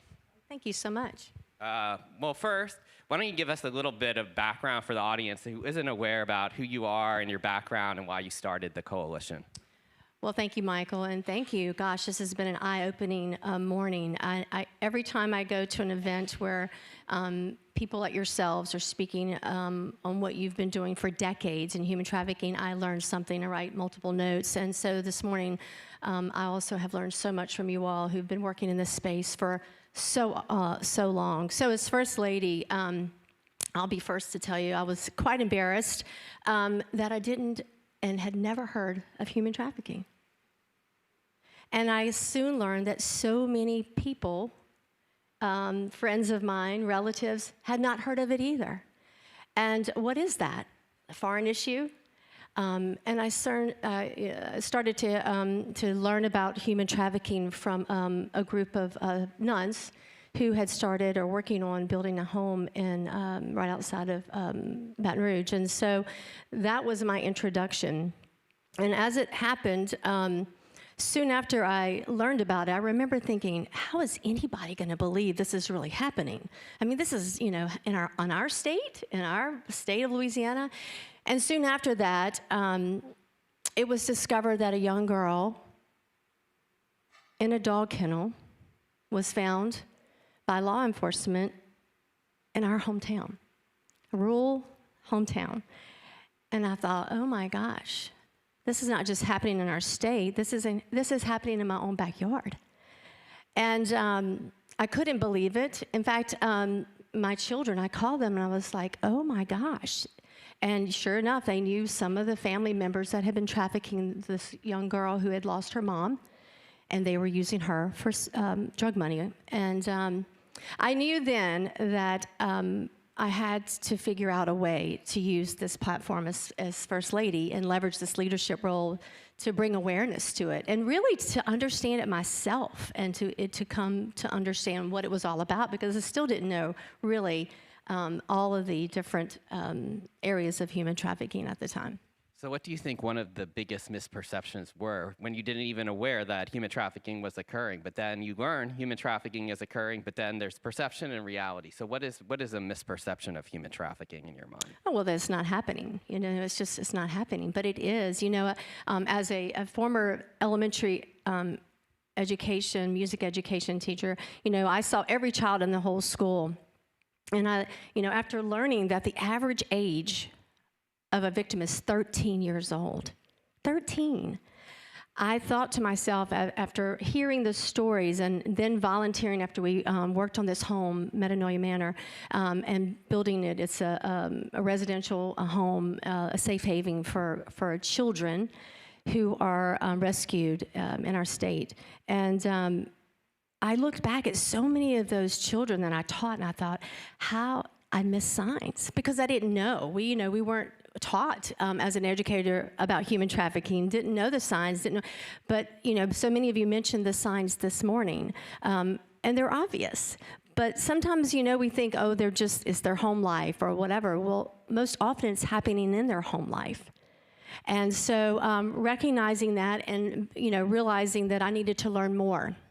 I think one thing is that human trafficking is the use of force, fraud, or coercion for something of value. I think people don't sort of understand the subtleties. You can still go to school, right? You can still act, behave normally, and yet something could be happening in your own household that could lead to trafficking on their time. That's right. So it's not like it's not human smuggling. It's not one person comes across the border and one person kind of, takes advantage of that person. That may happen. What is happening is that there's two lives being led here. There's like an illicit part, and there's the normal life. And I think that people that are in the know kind of need to recognize and speak up and say, hey, that's kind of not right. And if there's something illegal happening, try to figure out to contact the appropriate authorities and let them handle the investigation. So in terms of the next step, so you're learning about human trafficking. You're saying, oh, I'm First Lady, and then how do you get these other First Ladies involved? So, so I brought stakeholders from across the state to the governor's mansion at that time. I think it was 2018, and had them all sit at the table, the different industries, and everybody was doing incredible work on combating human trafficking, but they were all working in silos. And so to break down these silos and have everybody talk to one another, it was like an explosion happened at that time. I mean, people kept coming to me and saying, oh my gosh, we've been working in this space for decades. And now I know, I'm in Shreveport, now I know someone in New Orleans, and now I have this contact, and I have this hotel. And it just started breaking down these silos. And I saw that the opportunity for me to help be a connector, bring all these groups together. So in 2020, like everybody in this room, everything shut down. And we had scheduled another summit for everybody to come in person. Of course, that didn't happen. So I remember at the time walking to my office and like, what is that Zoom thing? What can we do with that Zoom? And it feels like it was, it wasn't too long ago, but it has really exploded.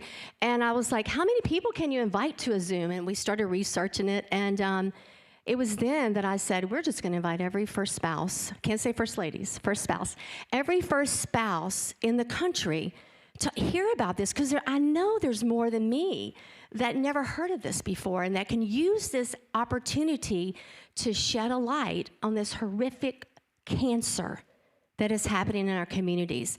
And sure enough, everybody, to be honest, people were looking for something to do at that time, right? And so we had hundreds of people sign on to this Zoom across the country, across the water. I mean, we had people from Europe were on our Zoom. People in Australia were on our Zoom. And I just kept spreading the message, and so we got it. And from that point, I thought, how can this office, this First Lady's office, how can we continue this work? And so in 22, we had the NCAA Final Four.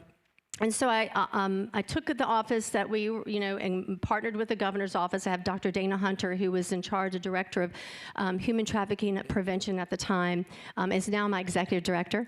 And so we partnered with the governor's office and then leveraged all those opportunities of all the departments in our state, Department of Health and Hospitals, Children and Family Services, and got all of these groups involved because they all had their own resources. And we started a statewide campaign called REAL, R-E-A-L. And the way that we came up with that name, which I think this is important, so many of you mentioned this morning, is talking to survivors. What do they have to say? Bringing them to the table. And that's so important because they can lead you down paths and give you knowledge that you have never known.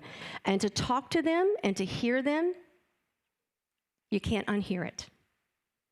And to know what they can bring to a table, you can't unknow it. And that's how we can learn more about how to combat this awful, horrific crime. And so we started the REAL campaign, and we had every department involved. So REAL, R, recognize the signs, E, educate others, A, act immediately or tell someone, and L, listen and support victims. That came from the survivors.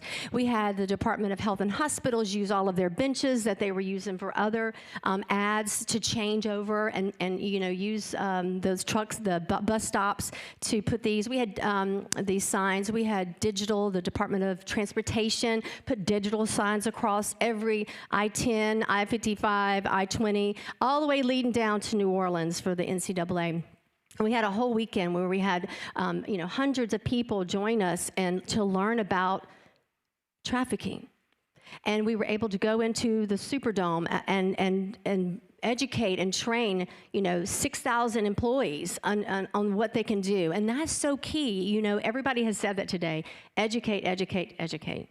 That is the key to bring awareness to this crime, is to empower the everyday person. I'm not the boots on the ground. So many of you have been working in this space for 35 years and 20 years. And so being able to talk to you and learn what you have to say and bringing you to the table to train others. And so Dana was able to train all of these employees within the Superdome, within this venue, to understand and empower them to what they can do, what they can say. And like you said, don't get involved, but don't be afraid when you see something to say something and then do something. Call the national hotline number, text the number, be free.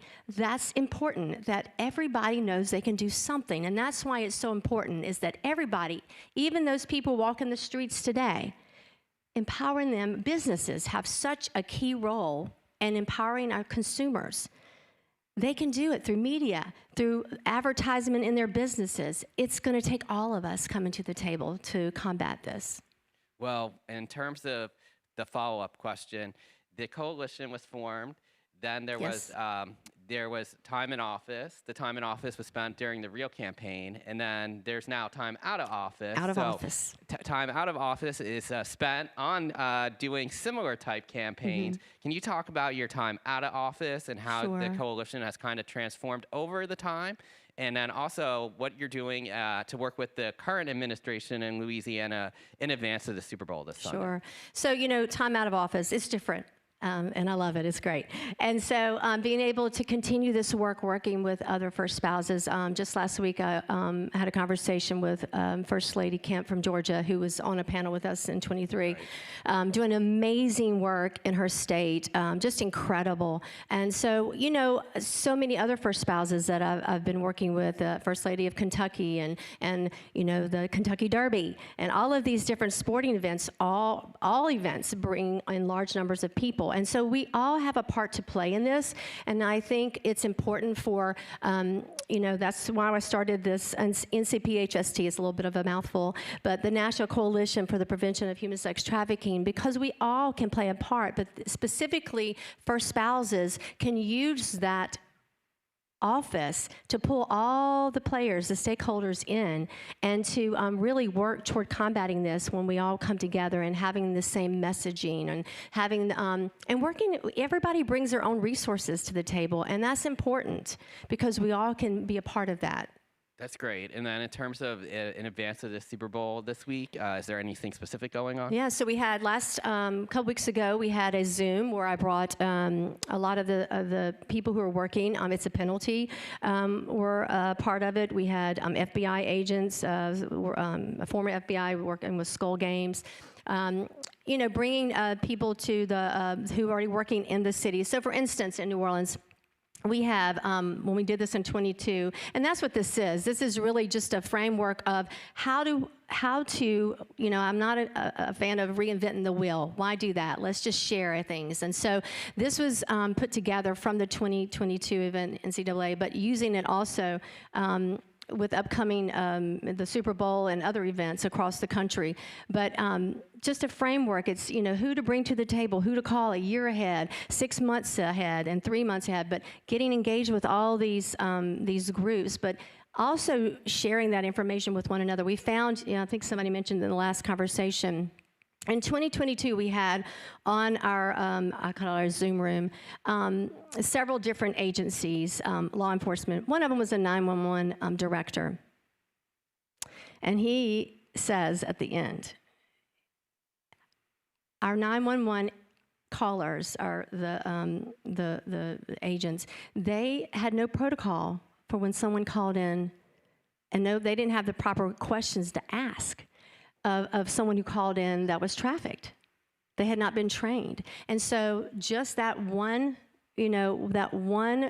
agency changing, that's in New Orleans, changing their protocol to be for that, the person who's receiving the 911 agent to receive that call and ask the proper questions and identify, okay, this is a traffic incident, and who do we bring? Well, law enforcement has to come, but we also want to call the local CAC who has a counselor, a child advocacy center, or maybe it's the Covenant House or it has a counselor, and putting the FBI and the law enforcement, having them connect with those local agencies. And that's what's so important, is that everybody kind of have the phone numbers of all these different agencies. The Jewish Center downtown had several different people who were translators. The FBI was so excited to have they could call someone locally and say, can you come translate for us? Or, come stand up for this person. And so it's important when you bring everybody to the table and everybody knows one another and who's already working in this space, you break down, like I said, those silos, and then everybody becomes a team player and part of the team. I think that's really inspirational. I think in terms of sort of the question, and I know I didn't prep this for you, but it's if you're going to go to the Super Bowl, if you're from Philadelphia, Kansas City, or globally, you could be from the UK or Germany, the NFL is expanding. Even next year, they're going to have more international games. And you're a traveler, and you are in the city of New Orleans. You're at the airport. You're at a Caesars Casino. You're at a hotel that's, part of American Hotel and Lodging Association. You're at the game. You're outside the game. You're at infamous Bourbon Street. You see something that you feel is you're in your gut wrong. What are you supposed to do? Well, so we came up with these indicator cards, and they're really simple, badge buddies, but indicator cards that you see a lot of. It started out with the medical community because so many, a high percentage of traffic victims, as you all know, end up in a medical facility, a ER or urgent care. And we came to find out that so many of these medical groups weren't trained in identifying trafficking victims, and we were just astounded. So we started working with the Nurses Association in Louisiana and other groups, and develop these indicator cards. Well, it's really for everybody and anybody, because everybody wants to do something, but we want to encourage everybody to be a good citizen, right? We want everybody to feel like they can be empowered to make a difference. These are our brothers and sisters. These are our neighbors. They deserve to be saved, and they can be if we all do our part. Businesses are doing amazing work. Industries are doing a great job in bringing media, bringing attention. Now we want to empower the consumers to say you can also get involved. So what is the number? 1-888-373-7888. What is the text? Be free. Simple. And these are indicators that so many of you mentioned already. I won't repeat them, but you already mentioned these. They're already there. So sometimes it might just be as simple as somebody wearing the badge and lifting up and goes, oh, that's definitely a sign. And don't be afraid, like so many of you mentioned, don't be afraid to say something. You may get it wrong, but that's okay. You may save someone, and that's what's important. Doing our part. I guess as we wrap up in our closing remarks, I'm reminded, compassion is the secret sauce of most people. And when you're a human trafficking victim, you have gone through such an ordeal that you kind of just see the person as kind of broken, kind of not able to heal. I think the best thing about working at the Chamber is we have many companies have been featured in our publications that are trying to protect the confidentiality of those that are employed that are trafficking, but are trying to give these victims a second chance. So in terms of our last question, what do you think the role of the business community is in raising human trafficking awareness and giving survivors a second chance? I think, what I've just said is just really taking a front stage on this, really, displaying information. So many are putting the stickers on the back of the doors in their restrooms, and maybe putting out indicator cards and information that they can pick up. I know it's a penalty to have little indicator cards or just numbers to call in the shape of a football. They're doing a great job. But, just being a part of the solution and engaging with the community, getting involved in so many, the SOAP organization that we were involved in that are doing amazing work, but there's organizations for the community, the business community, to support those entities that are working in that space and helping with the survivors. And I think listening, not everybody can talk to a survivor and hear their story.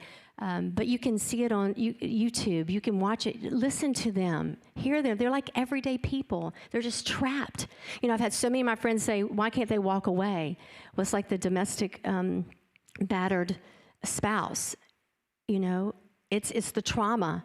And often they can't walk away because of, multiple reasons that you all know. But it's not that easy. It's not that simple.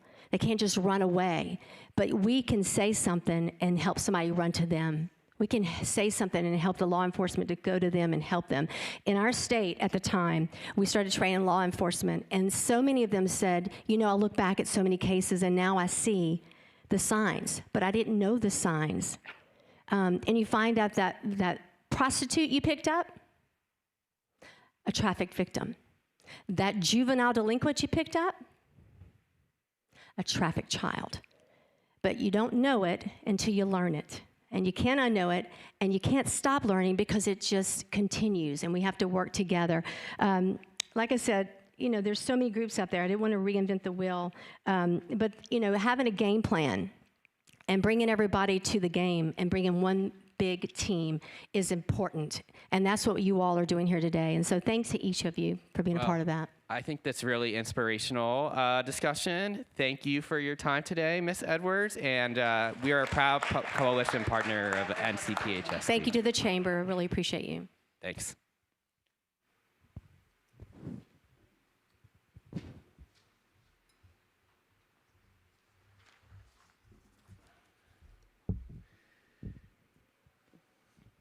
Now I'm going to call to the stage Dana Hoyes, U.S. Campaign Director for It's a Penalty. As Ms. Edwards just spoke about, she had a webinar a couple weeks ago, and their CEO was on that webinar as part of this broader coalition. Dana leads partnerships and educational Super Bowl campaigns to prevent abuse, exploitation, and human trafficking. She did work last year in Las Vegas, and she's currently working on her third Super Bowl with the organization. So Dana, stage yours. Good morning, everyone. It's an honor to be here today and moderating this panel, and good to see some familiar faces in the audience. As the U.S. Campaign Director of It's a Penalty, our vision is simple: to build a world in which no one is vulnerable to abuse, exploitation, or human trafficking. It's a Penalty was founded in 2014 when our CEO, Sarah de Carvalho, was living in Brazil. She met a 16-year-old girl named Rose.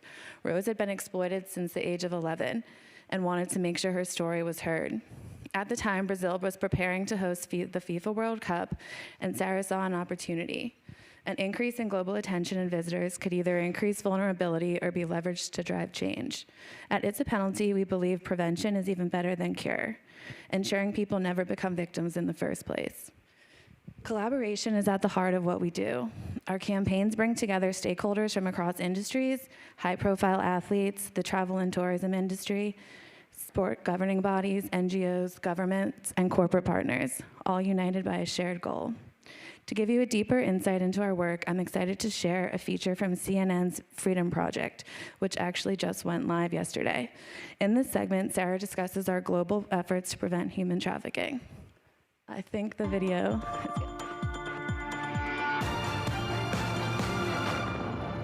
We run these campaigns during major sporting events, not because they cause human trafficking, because human trafficking is a global issue. It exists everywhere, and no city or town is exempt. And my name is Sarah De Carvalho, and I'm CEO of It's a Penalty. It's a Penalty has been running 10 years now, and we've been running this campaign during 19 major global sporting events. Working collaboratively with our partners, we've helped protect over 12,000 potential victims. I think every time we run a campaign, there's encouragement. We know that we reach 180 million people on average, and education changes behavior. And also we know that since 2020 in the US, during the Super Bowl campaign, we've helped rescue over 94 missing children. It's not the sporting events that cause this issue. It is a global issue. It's just that the sporting events provide us with the opportunity to raise awareness and to educate. And so we know that on average, for example, 83% have said that they're now educated in the area of the signs to look out for and the hotlines to dial, and that's important.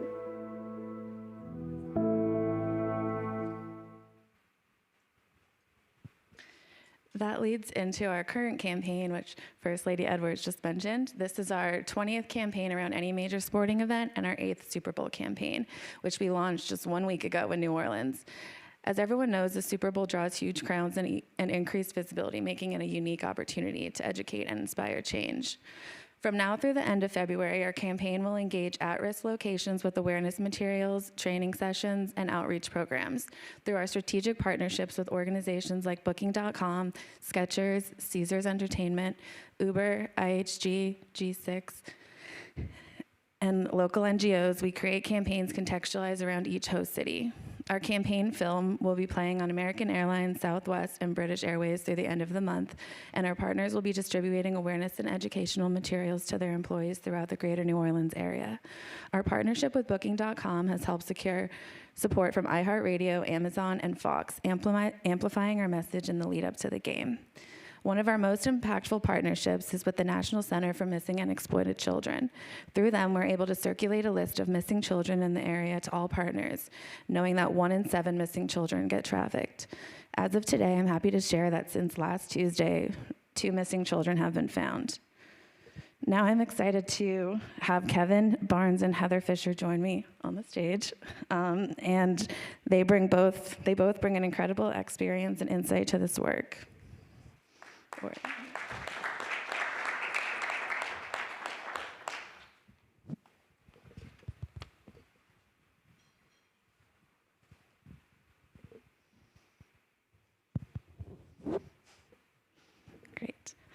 Thank you for joining me on the stage. Good morning. Good morning all. I'd love for you both to introduce yourself and share a bit about your background before we dive into some deeper questions. Oh, please, I think Kevin needs to go first. Okay, well, my name is Kevin Barnes, locally from the area, drafted by the Washington Commanders, then Redskins in 2009. Also, as you mentioned, played for the Detroit Lions. When I was in high school, I had the opportunity to be a part of the Gifted and Talented program, so I was able to get into IT very early age when I worked at NSA. Followed up, went to college at University of Maryland, obviously the NFL. And then as far as my, one of my reasons for being here, I was working a corporate tech job within the city. I'm doing a little bit of fiber optics for, and I had to go to certain locations to basically set up technicians to come and update equipment in various facilities. And this happened to be a prominent church on the hill. So I was in there with a few guys training, and I guess it would be a priest. The priest, he told me, I told him I just need a few minutes to set up a date for the technician to come and set up the equipment. He was like, fine, and he had an office with an adjacent room connected to it. So as I'm pulling up, using my tablets, taking a little bit of time, I pull up the information, I get up to go and set up the appointment for him, and as I peek over his shoulder, I see his desk. He has a portable laptop, and he's watching literally explicit videos and pictures all over. And since then, I understood it was a problem, but the fact that it was right there in my face, I had to do something. So then I have family within the Washington Metropolitan Police as well as the U.S. Park Police. I reached out to them immediately, and the situation was resolved pretty fast, but my main issue was it was very quiet. You know, various crimes throughout the city, you know, they're put on Front Street, you're plastered everywhere, but the fact that this kind of remained a little quiet, I didn't enjoy that at all. So I'm here, you know, to lend my voice to the victims, especially, most importantly, the victims, and I'm here for him. I'm here for, you know, the long haul. Thank you so much, Kevin. It's great to share the stage with you. Hi, everyone. It's wonderful to see so many familiar faces and folks I've worked with over the past 13 years. I'm Heather Fisher. I'm a senior advisor with Thomson Reuters. I focus on, more broadly, social impact and human rights, but most of you know me for my time as the U.S. senior official in the White House for human trafficking, or White House czar, and it's great to be back with you, Dana, and It's a Penalty team. So a little bit about me. I actually worked in education for 10 years before I found myself compelled to this work of human trafficking. At that time, I was living in the capital region of New York, and we were trying to figure out from a grassroots level how we could get involved in this work. So it looked like everything from reaching out to hotels, to truck stops, to anybody who would listen to us, prevention, education, and the like. And as I started doing that work, I got to know Minal Patel-Davis out of the City of Houston Mayor's office. And she said to me, I was at Love 146 at the time. She said, Heather, I want you guys to come down here, help us with an awareness campaign to raise awareness around human trafficking related to the Super Bowl. And so I came down there, we activated our team in Houston of volunteers who started reaching out to hotels, truck stops, and the like. And really that was my first experience mobilizing around the Super Bowl. Fast forward to coming here to Washington, D.C., we supported It's a Penalty when I was at the McCain Institute. We worked with DHS Blue Campaign and so many others. We just felt like there was so much more that needed to be done on a national level to raise awareness of folks that were coming and congregating in areas who, quite frankly, felt like they were entitled to purchase sex while they were going to the Super Bowl. For them, for those who were going to the big game, they felt like this was an entertainment service. But we were there to tell them that they were not going to be able to do that without being on notice. Obviously, during my time at the White House, the Trump administration took human trafficking very seriously. We stood up the first center to counter human trafficking, of which some of those folks are in this room today. And we really started thinking about how do we not just mobilize on the ground and not just on a national level, but how do we leverage data and technology? So a lot of the work that I do today at Thomson Reuters is in combination with the Center to Counter Human Trafficking. We sit side by side with the investigators, and we leverage our data, and in real time, we're in the operational room, not me, but our team is in the operational room as they're taking down traffickers and really understanding what the traffic flow looks like. So really glad to be here today to talk a little bit about the ways in which I've worked on the Super Bowl in various capacities over the years. But more importantly, I'm really pleased to be working with the NFL alumni. They have such a strong voice, and it's folks like Kevin, Coach Mike Singletary, Randy White, and all these awesome guys who I get to travel around the world with, who are using their platform and their voice to say, real men don't get involved in this, this type of activity. And I'm so grateful to be here with you today. So thank you. Thank you both. And Heather, that was a great segue for my next question for Kevin. As a former NFL player, how can athletes better leverage their platforms to educate and engage the public on issues like human trafficking? I'm going to repeat what everybody else has said. It's all about education. Everything's about education. And nowadays, with all the information that's out there, ignorance is no longer excuse. So I think that, like I said, most players, I ain't gonna say most players, just people in general, everybody, whether you want to acknowledge it or not, you know a victim of some type of exploitation, whether it's a sex crime or just abuse in general. So I just think more though is like just putting the effort into making it a thing.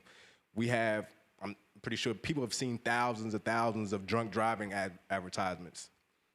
Put the same energy towards this cause, because to me, just me personally, as far as a worldwide issue, this is my biggest concern as far as the entirety of the world. It's a lot bigger than what people believe it is. It's kind of an out of sight, out of mind thing, but it's something that nobody will ever get over. Great, thank you. Heather, you started this work by focusing on mobilizing grassroots action to tackle human trafficking around large-scale sporting events. Could you tell us a bit more about your initial work in this area?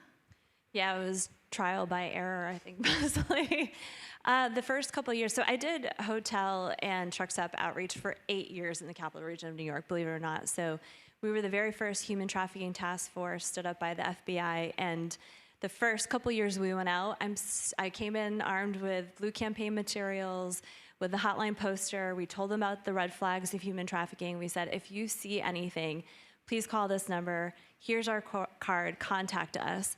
And the first couple of years, to be honest with you, the operators were like, I don't know why this lady is talking to me about human trafficking. And this was in 2014. And so I'm certain as I walked out the door, they threw materials in the trash. But we went back 6 months later, a year later, we would go on an annual basis. And it was really amazing to see change happening in the community. One, I feel like they knew that we were there, right? They were on notice. But two, the folks who worked at the front desk or the managers would say in years 4 and 5, hey, Heather, like we had this crazy thing happen.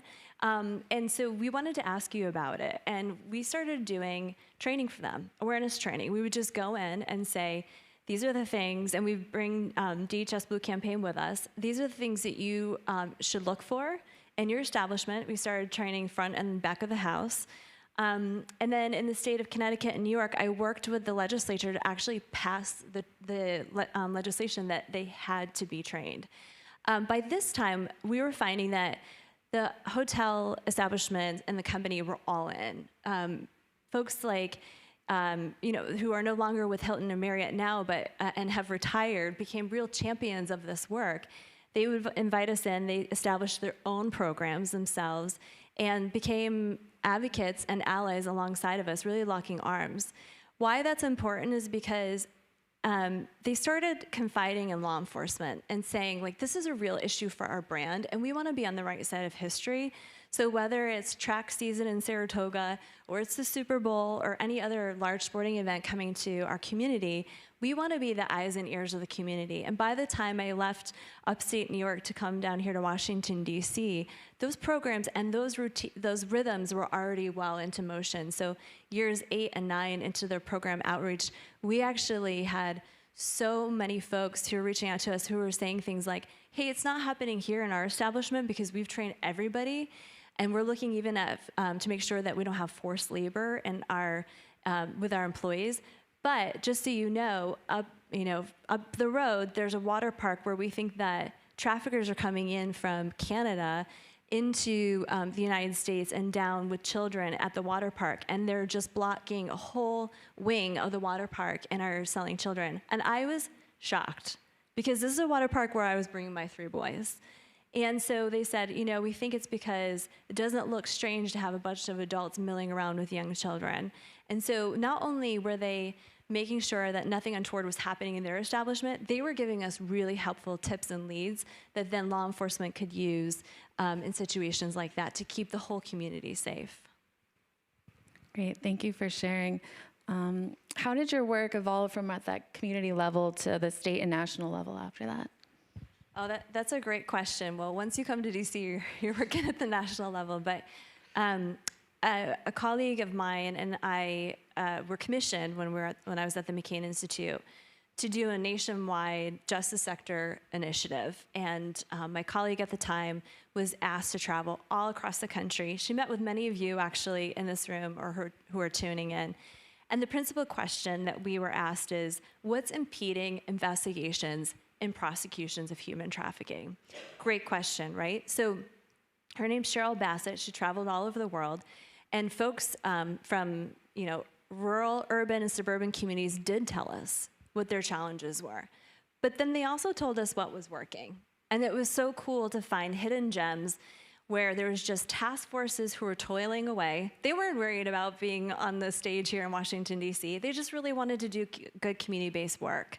So we took all of those findings. We put together a report. I was at Arizona State University at the time, so we did the first research-backed framework, how to eradicate human trafficking from your community. And we built the first framework that could be contextualized to any community here in the United States. So really taking the stuff that I had learned over 8 years, bringing it to a think tank and academic institution, putting the backbone behind it, and publishing something that any community could use. So codifying all of that, one, I think is important for the field. As we work towards something as we call evidence-based practices, we have to put the rigor, the academic rigor, and I supported a lot of funding through ASU at the time to look at the Super Bowl. But also, I would like to retire someday. I would like to leave a legacy where this next generation doesn't have to dig it out of the earth. And I think you all do too, right? We have been in this work for a number of years now, and we want to build upon a foundation. So what I'm really proud of is that the work that we're doing with the city of Houston and the rest on these toolkits for large sporting events, you don't have to reinvent the wheel. You can actually take what we have found works and make it your own. Bring it to your home state, your city, and to build upon that and probably make it way better than I could have ever imagined. Great, thank you. I think that's something that everyone's really reiterated here today is we're working together for the same goal and not reinventing the wheel, just building upon what the great work that people have done previously. Shifting gears a bit to some of your experience, Kevin, working in IT and NSA, how have you noticed traffickers are evolving their tactics, and what steps can law enforcement do to stay ahead of the ever-changing environment? Mainly what I've noticed over the years, the increased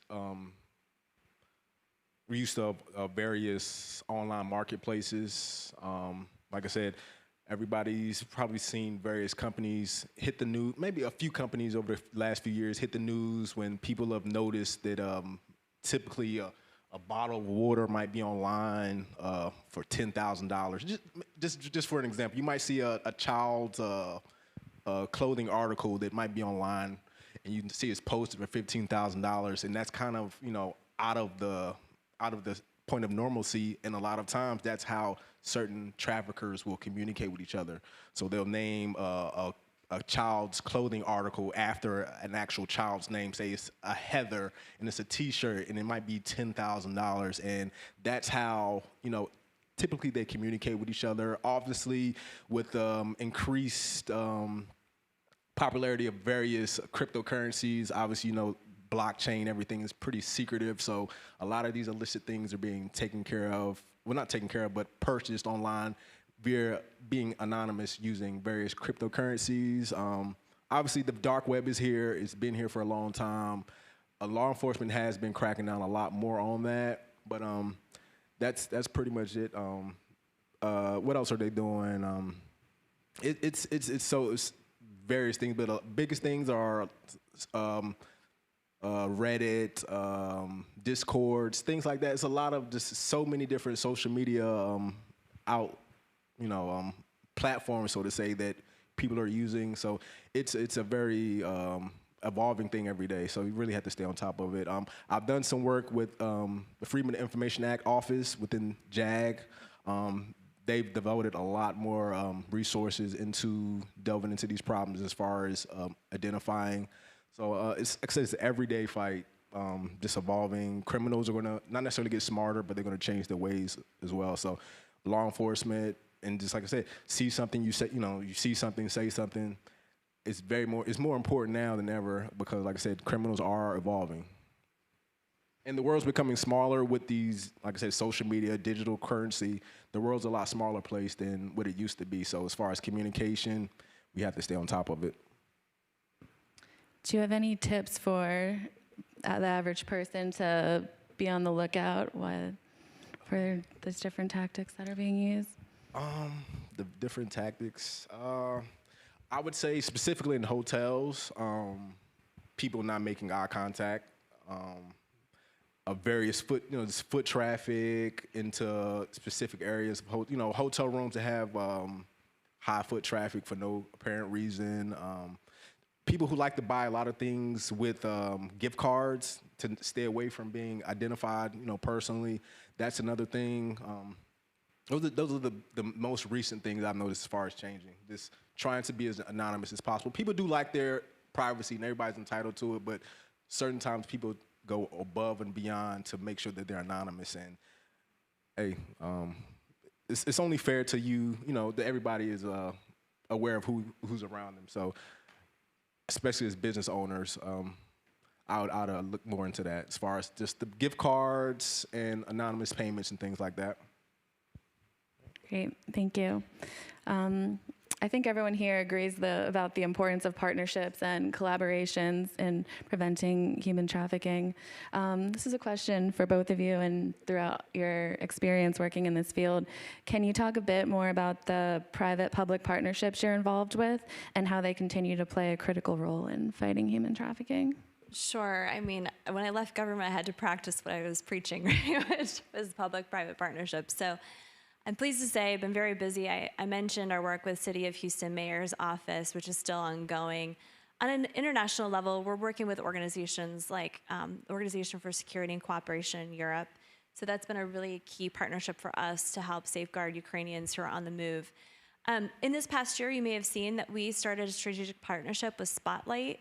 This was an NGO that was spun out of Thorn. Back to 2014, when we were thinking about the Super Bowl in Arizona, which was really like the first time the community that I can recall really came together to say we need more tools and technology. So we at Thomson Reuters have a strategic partnership with Spotlight, which is for us, we're behind the scenes, but is a really critical tool. We've heard from law enforcement that they have to have tools like Spotlight. We've heard it from the National Center for Missing and Exploited Children and others. So we've made sure that program is available to law enforcement on a federal, state, and local level for free. The other thing that I've done is to work with athletes like Kevin and the NFL alumni and the National Child ID program. So I sit on their board of advisors for human trafficking. We'll be at the big game. We are handing out child ID kits to parents, to caregivers, not necessarily because of the Super Bowl, but it is a great opportunity to reach a broader audience. And what those kits are designed for is for families to take them home, to keep a record of information for their child in the instance that if they do go missing, that they can pull it out of a safe, out of their family Bible, and hand it over to law enforcement to make that response that much faster. So there's just some of the ways that we're working together with players. But then I would say for the law enforcement side, we have a new partnership with NOBLE, the National Organization for Black Law Enforcement Executives. And I had the pleasure of bringing them, actually the board, with me to the Pro Hall of Fame. They got the VIP treatment. They got to catch a game and talk to players and say, these are kids that are missing from our communities. And so working with other organizations like Black and Missing and really focusing on missing and minority children has been a big focus of ours for the past year.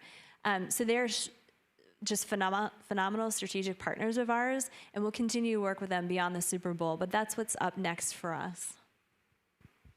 Okay, well, as far as me being directly involved, obviously the Super Bowl is every year. Typically I do go down. I rarely go to the games, but when I do go to a visiting city, I have some resources where I'm able to reach out to local officials as far as the police departments. The first time I was actually able to physically be involved was 2021 in Tampa, the Tampa Super Bowl. There was an operation called Operation Game Over, where between 75 and 100 criminals were arrested as far as trafficking. And then the following year, I believe in Los Angeles, it was another 500. And then the following year after that was Arizona, I believe, and there's another maybe 350 or so. So as far as being involved, like I said, when I go to these visiting cities, I go directly to law enforcement to see exactly, you know, how I can help and so forth. I mean, granted, I'm not pulling out a gun and arresting anybody, but as far as like being able to provide command support, you know, things to look for, something that I look forward to. I won't be in New Orleans this year, but I like what you guys already have in place. Most cities don't have just signage. It's signage. But that's pretty much, like I said, when I go to these visiting cities, I contact, you know, the public authorities to see exactly how I can help and assist. So, yeah. Great. Thank you both. And as everyone in this room knows, human trafficking is not just happening during the Super Bowl. So how can we ensure that the momentum built around major sporting events like the Super Bowl and events that are happening around it like today can translate into long-term change in the fight against human trafficking? I take it as not an either or. Like I said, everything can be brought to light. Everything be shine a light on. Like I said, there will be plenty of signs saying don't drink or drive, drinks or be sober or get pulled over. There are no slogans for trafficking victims. I mean, hey, if you pay for it, you should pay for it. You know, that's how I think about it. And I think that we need to bring back certain senses of public shaming. When people commit crimes, depending on what crime it is, like I said, they're plastered all over the place. Trafficking criminals, very rarely do you know, it's okay, that person flashes across the screen, maybe, possibly, but it kind of is like it's very, very taboo. And I just think that, like I said, certain instances, people should be shamed. They should not be able to forget about their crimes. I understand paying your debt to society and things like that, but if you're a harborer or, like I said, a trafficker in general, like, you should have to wear that, you know, for the remainder of your life. So I'm not really, like, there's levels to crimes. They're not all created equal to me.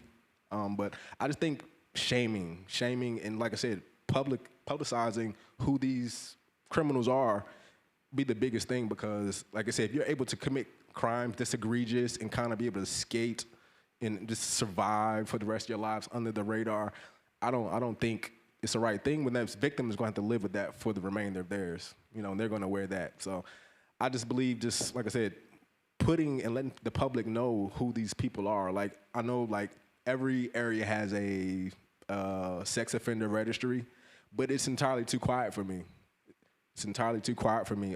So I just think this, like I said, putting the information out there, putting it into people's faces, whether it's uncomfortable or not, is really the solution. As mentioned, we have a 365-day approach to countering human trafficking. It's our full-time business, but I would say there's a couple of benefits of everybody getting together. One, it's like a big glorified multidisciplinary team.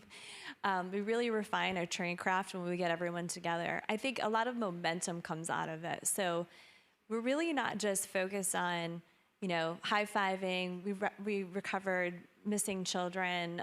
We've prevented trafficking, though that is the ultimate. It's how do we get better so that next year we actually recover more children, or we go upstream and we prevent this from happening. So I think tracking the data and the trends around what's working and what isn't working, and kind of sloughing off the things that we try out and we say, let's take this for the test bin. Nope, didn't work. We fail fast. We move on to the next thing. That really levels up our approach, not just around large sporting events, but around the trade craft, around counting human traffickers from a law enforcement perspective.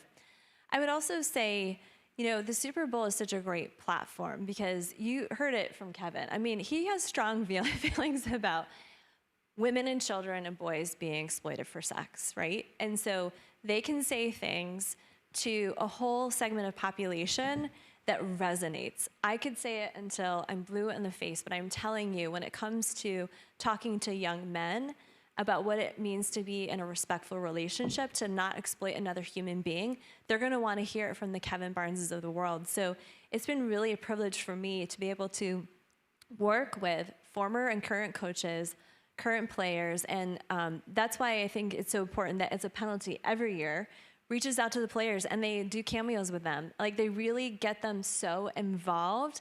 And as you can see, that passion doesn't last just for a moment. folks like Kevin continue to carry this mission on with them. And that's really what we need. We need more visibility. We need to find a message that really resonates with this next generation, particularly of young men who we know are the majority of the buyers.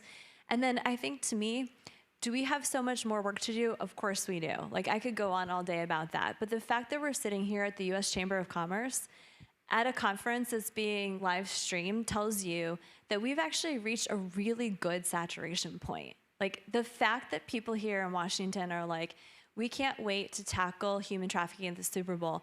When I first started working on human trafficking, no one was having these conversations here. So I'm so grateful to folks like Michael, who has been laboring in this work for so long, who give us these opportunities, because I think it's huge, you know?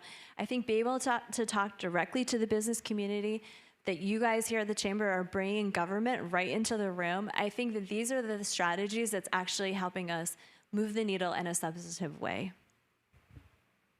Great, thank you both. I think we're wrapping up. Just I wanted to provide both of you with any last final thoughts before we hand it back over to Michael. I'm just appreciative to be here today, and like I said, I'm glad that everyone is in this room. Like I said, very, I'm assuming like-minded people as far as how big this issue is, and like I don't want this to be like just a one-off thing. I would like to, like I said, everybody in here to be able to connect with somebody that they didn't know today. And like I said, the biggest thing is we're all working to the same goal, but we need some type of unilateral system to be able to, properly address this issue. It's the biggest thing, like I said, just really coming together, not trying to, like I said, reinvent the wheel, just doing our part as a whole together. So thank you all for allowing me to come and speak today. Very good. Just a note of gratitude. Everyone here is really busy. Thanks for carving out some time in your schedule today. Also, I think I'm grateful because there's a lot of jurisdictions represented at the Super Bowl. There's a lot of different personalities. In my experience working the Super Bowl, everybody wants to do it, right? And so in certain years, we've had folks who mean well, but maybe step on each other's toes. Just an encouragement for the field in general is that we need to find a way to work cohesively together. Everybody has a role to play, and we can all figure out what that is. When I was the national coordinator for human trafficking, I felt like I was like the quarterback. I'm like, you over here, you over here, you over here. Like everybody's gonna get some glory, but the main point is to score a touchdown. And so I would just continue to encourage you as organizations, as communities, to think about how you can actually mobilize in a way that's strategic, that is more about the victims, to be honest with you, and the survivors. And that's really the most victim-centered thing we can do, is to be our best professionals, to come to the table, to rally around this work, and not really worry about who's getting the glory or the credit. And if we do all that right, we will really be, I think, finding the best work to counter human trafficking. So thank you. Thank you. It's been great talking to both of you today. Thank you all. Thanks, Kevin.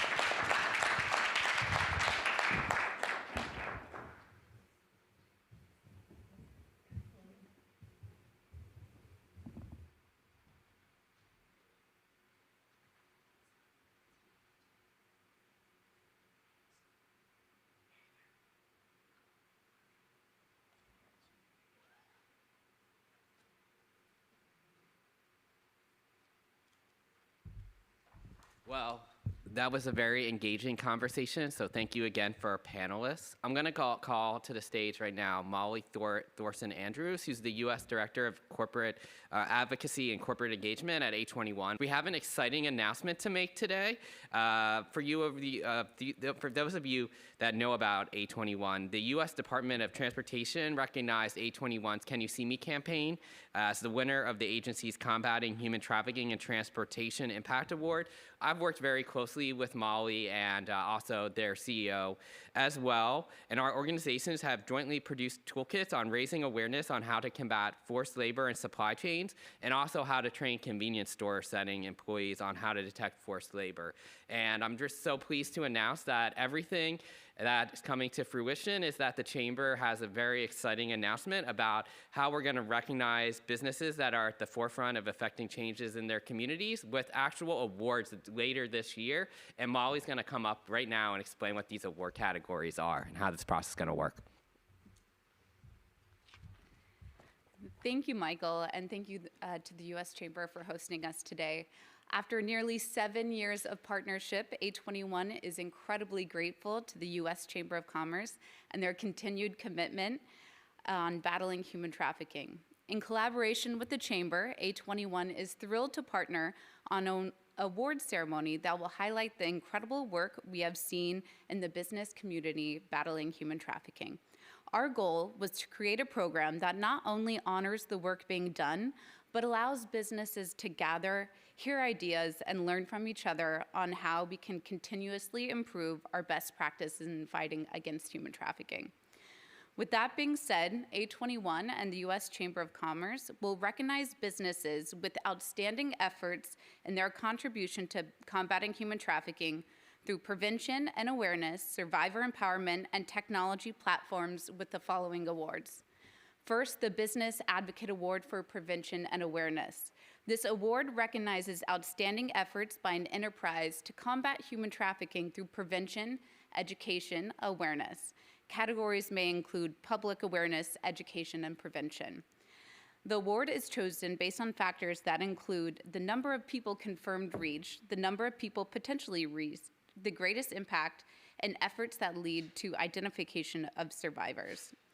This award encapsulates both elimination of forced labor in supply chains and combating sex trafficking. Our second award is the Business Advocate Award for Survivor Empowerment. This award recognizes outstanding efforts by a business to combat human trafficking through the empowerment of survivors. The award was chosen based on the impact results directly correlate with survivor empowerment. Categories for this award may include sponsorship and collaborative efforts in restoration programs, survivor employment gateways, survivor focus and informed campaigns, survivor-led efforts, and survivor engagement. Each award category will have a winner in small, medium, and large businesses, allowing all businesses to participate and have their efforts recognized. We will open the application process late Q2 and we'll be holding the award ceremony early Q4. We are so looking forward to highlighting the incredible work being done to spark ideas for the next generation of business leaders and world changers. And I would be remiss if I didn't say, go birds. Okay.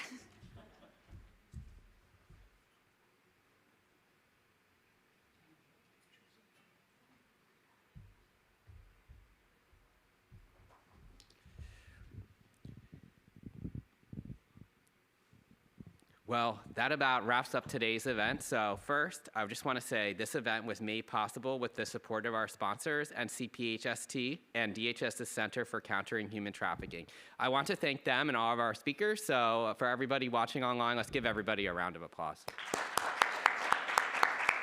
Now, before we head out the door, I have a couple of requests. First, very politely, please tell others if you're doing work or you've heard about the work that any of our companies that you've heard about, including Caesars, American Hotel and Lodging Association, DHS Boot Campaign, this message is meant to be a dissemination. Get the message out. We're trying to get the message out that human trafficking is real, it's preventable, and at the same time, we're listening to survivors and they're informing our advocacy campaigns. So please, we'll post these snippets and we'll have an event summary in the next couple of weeks, so stay tuned for that. And thank you for joining us and stay tuned for future programming. So everybody, thank you.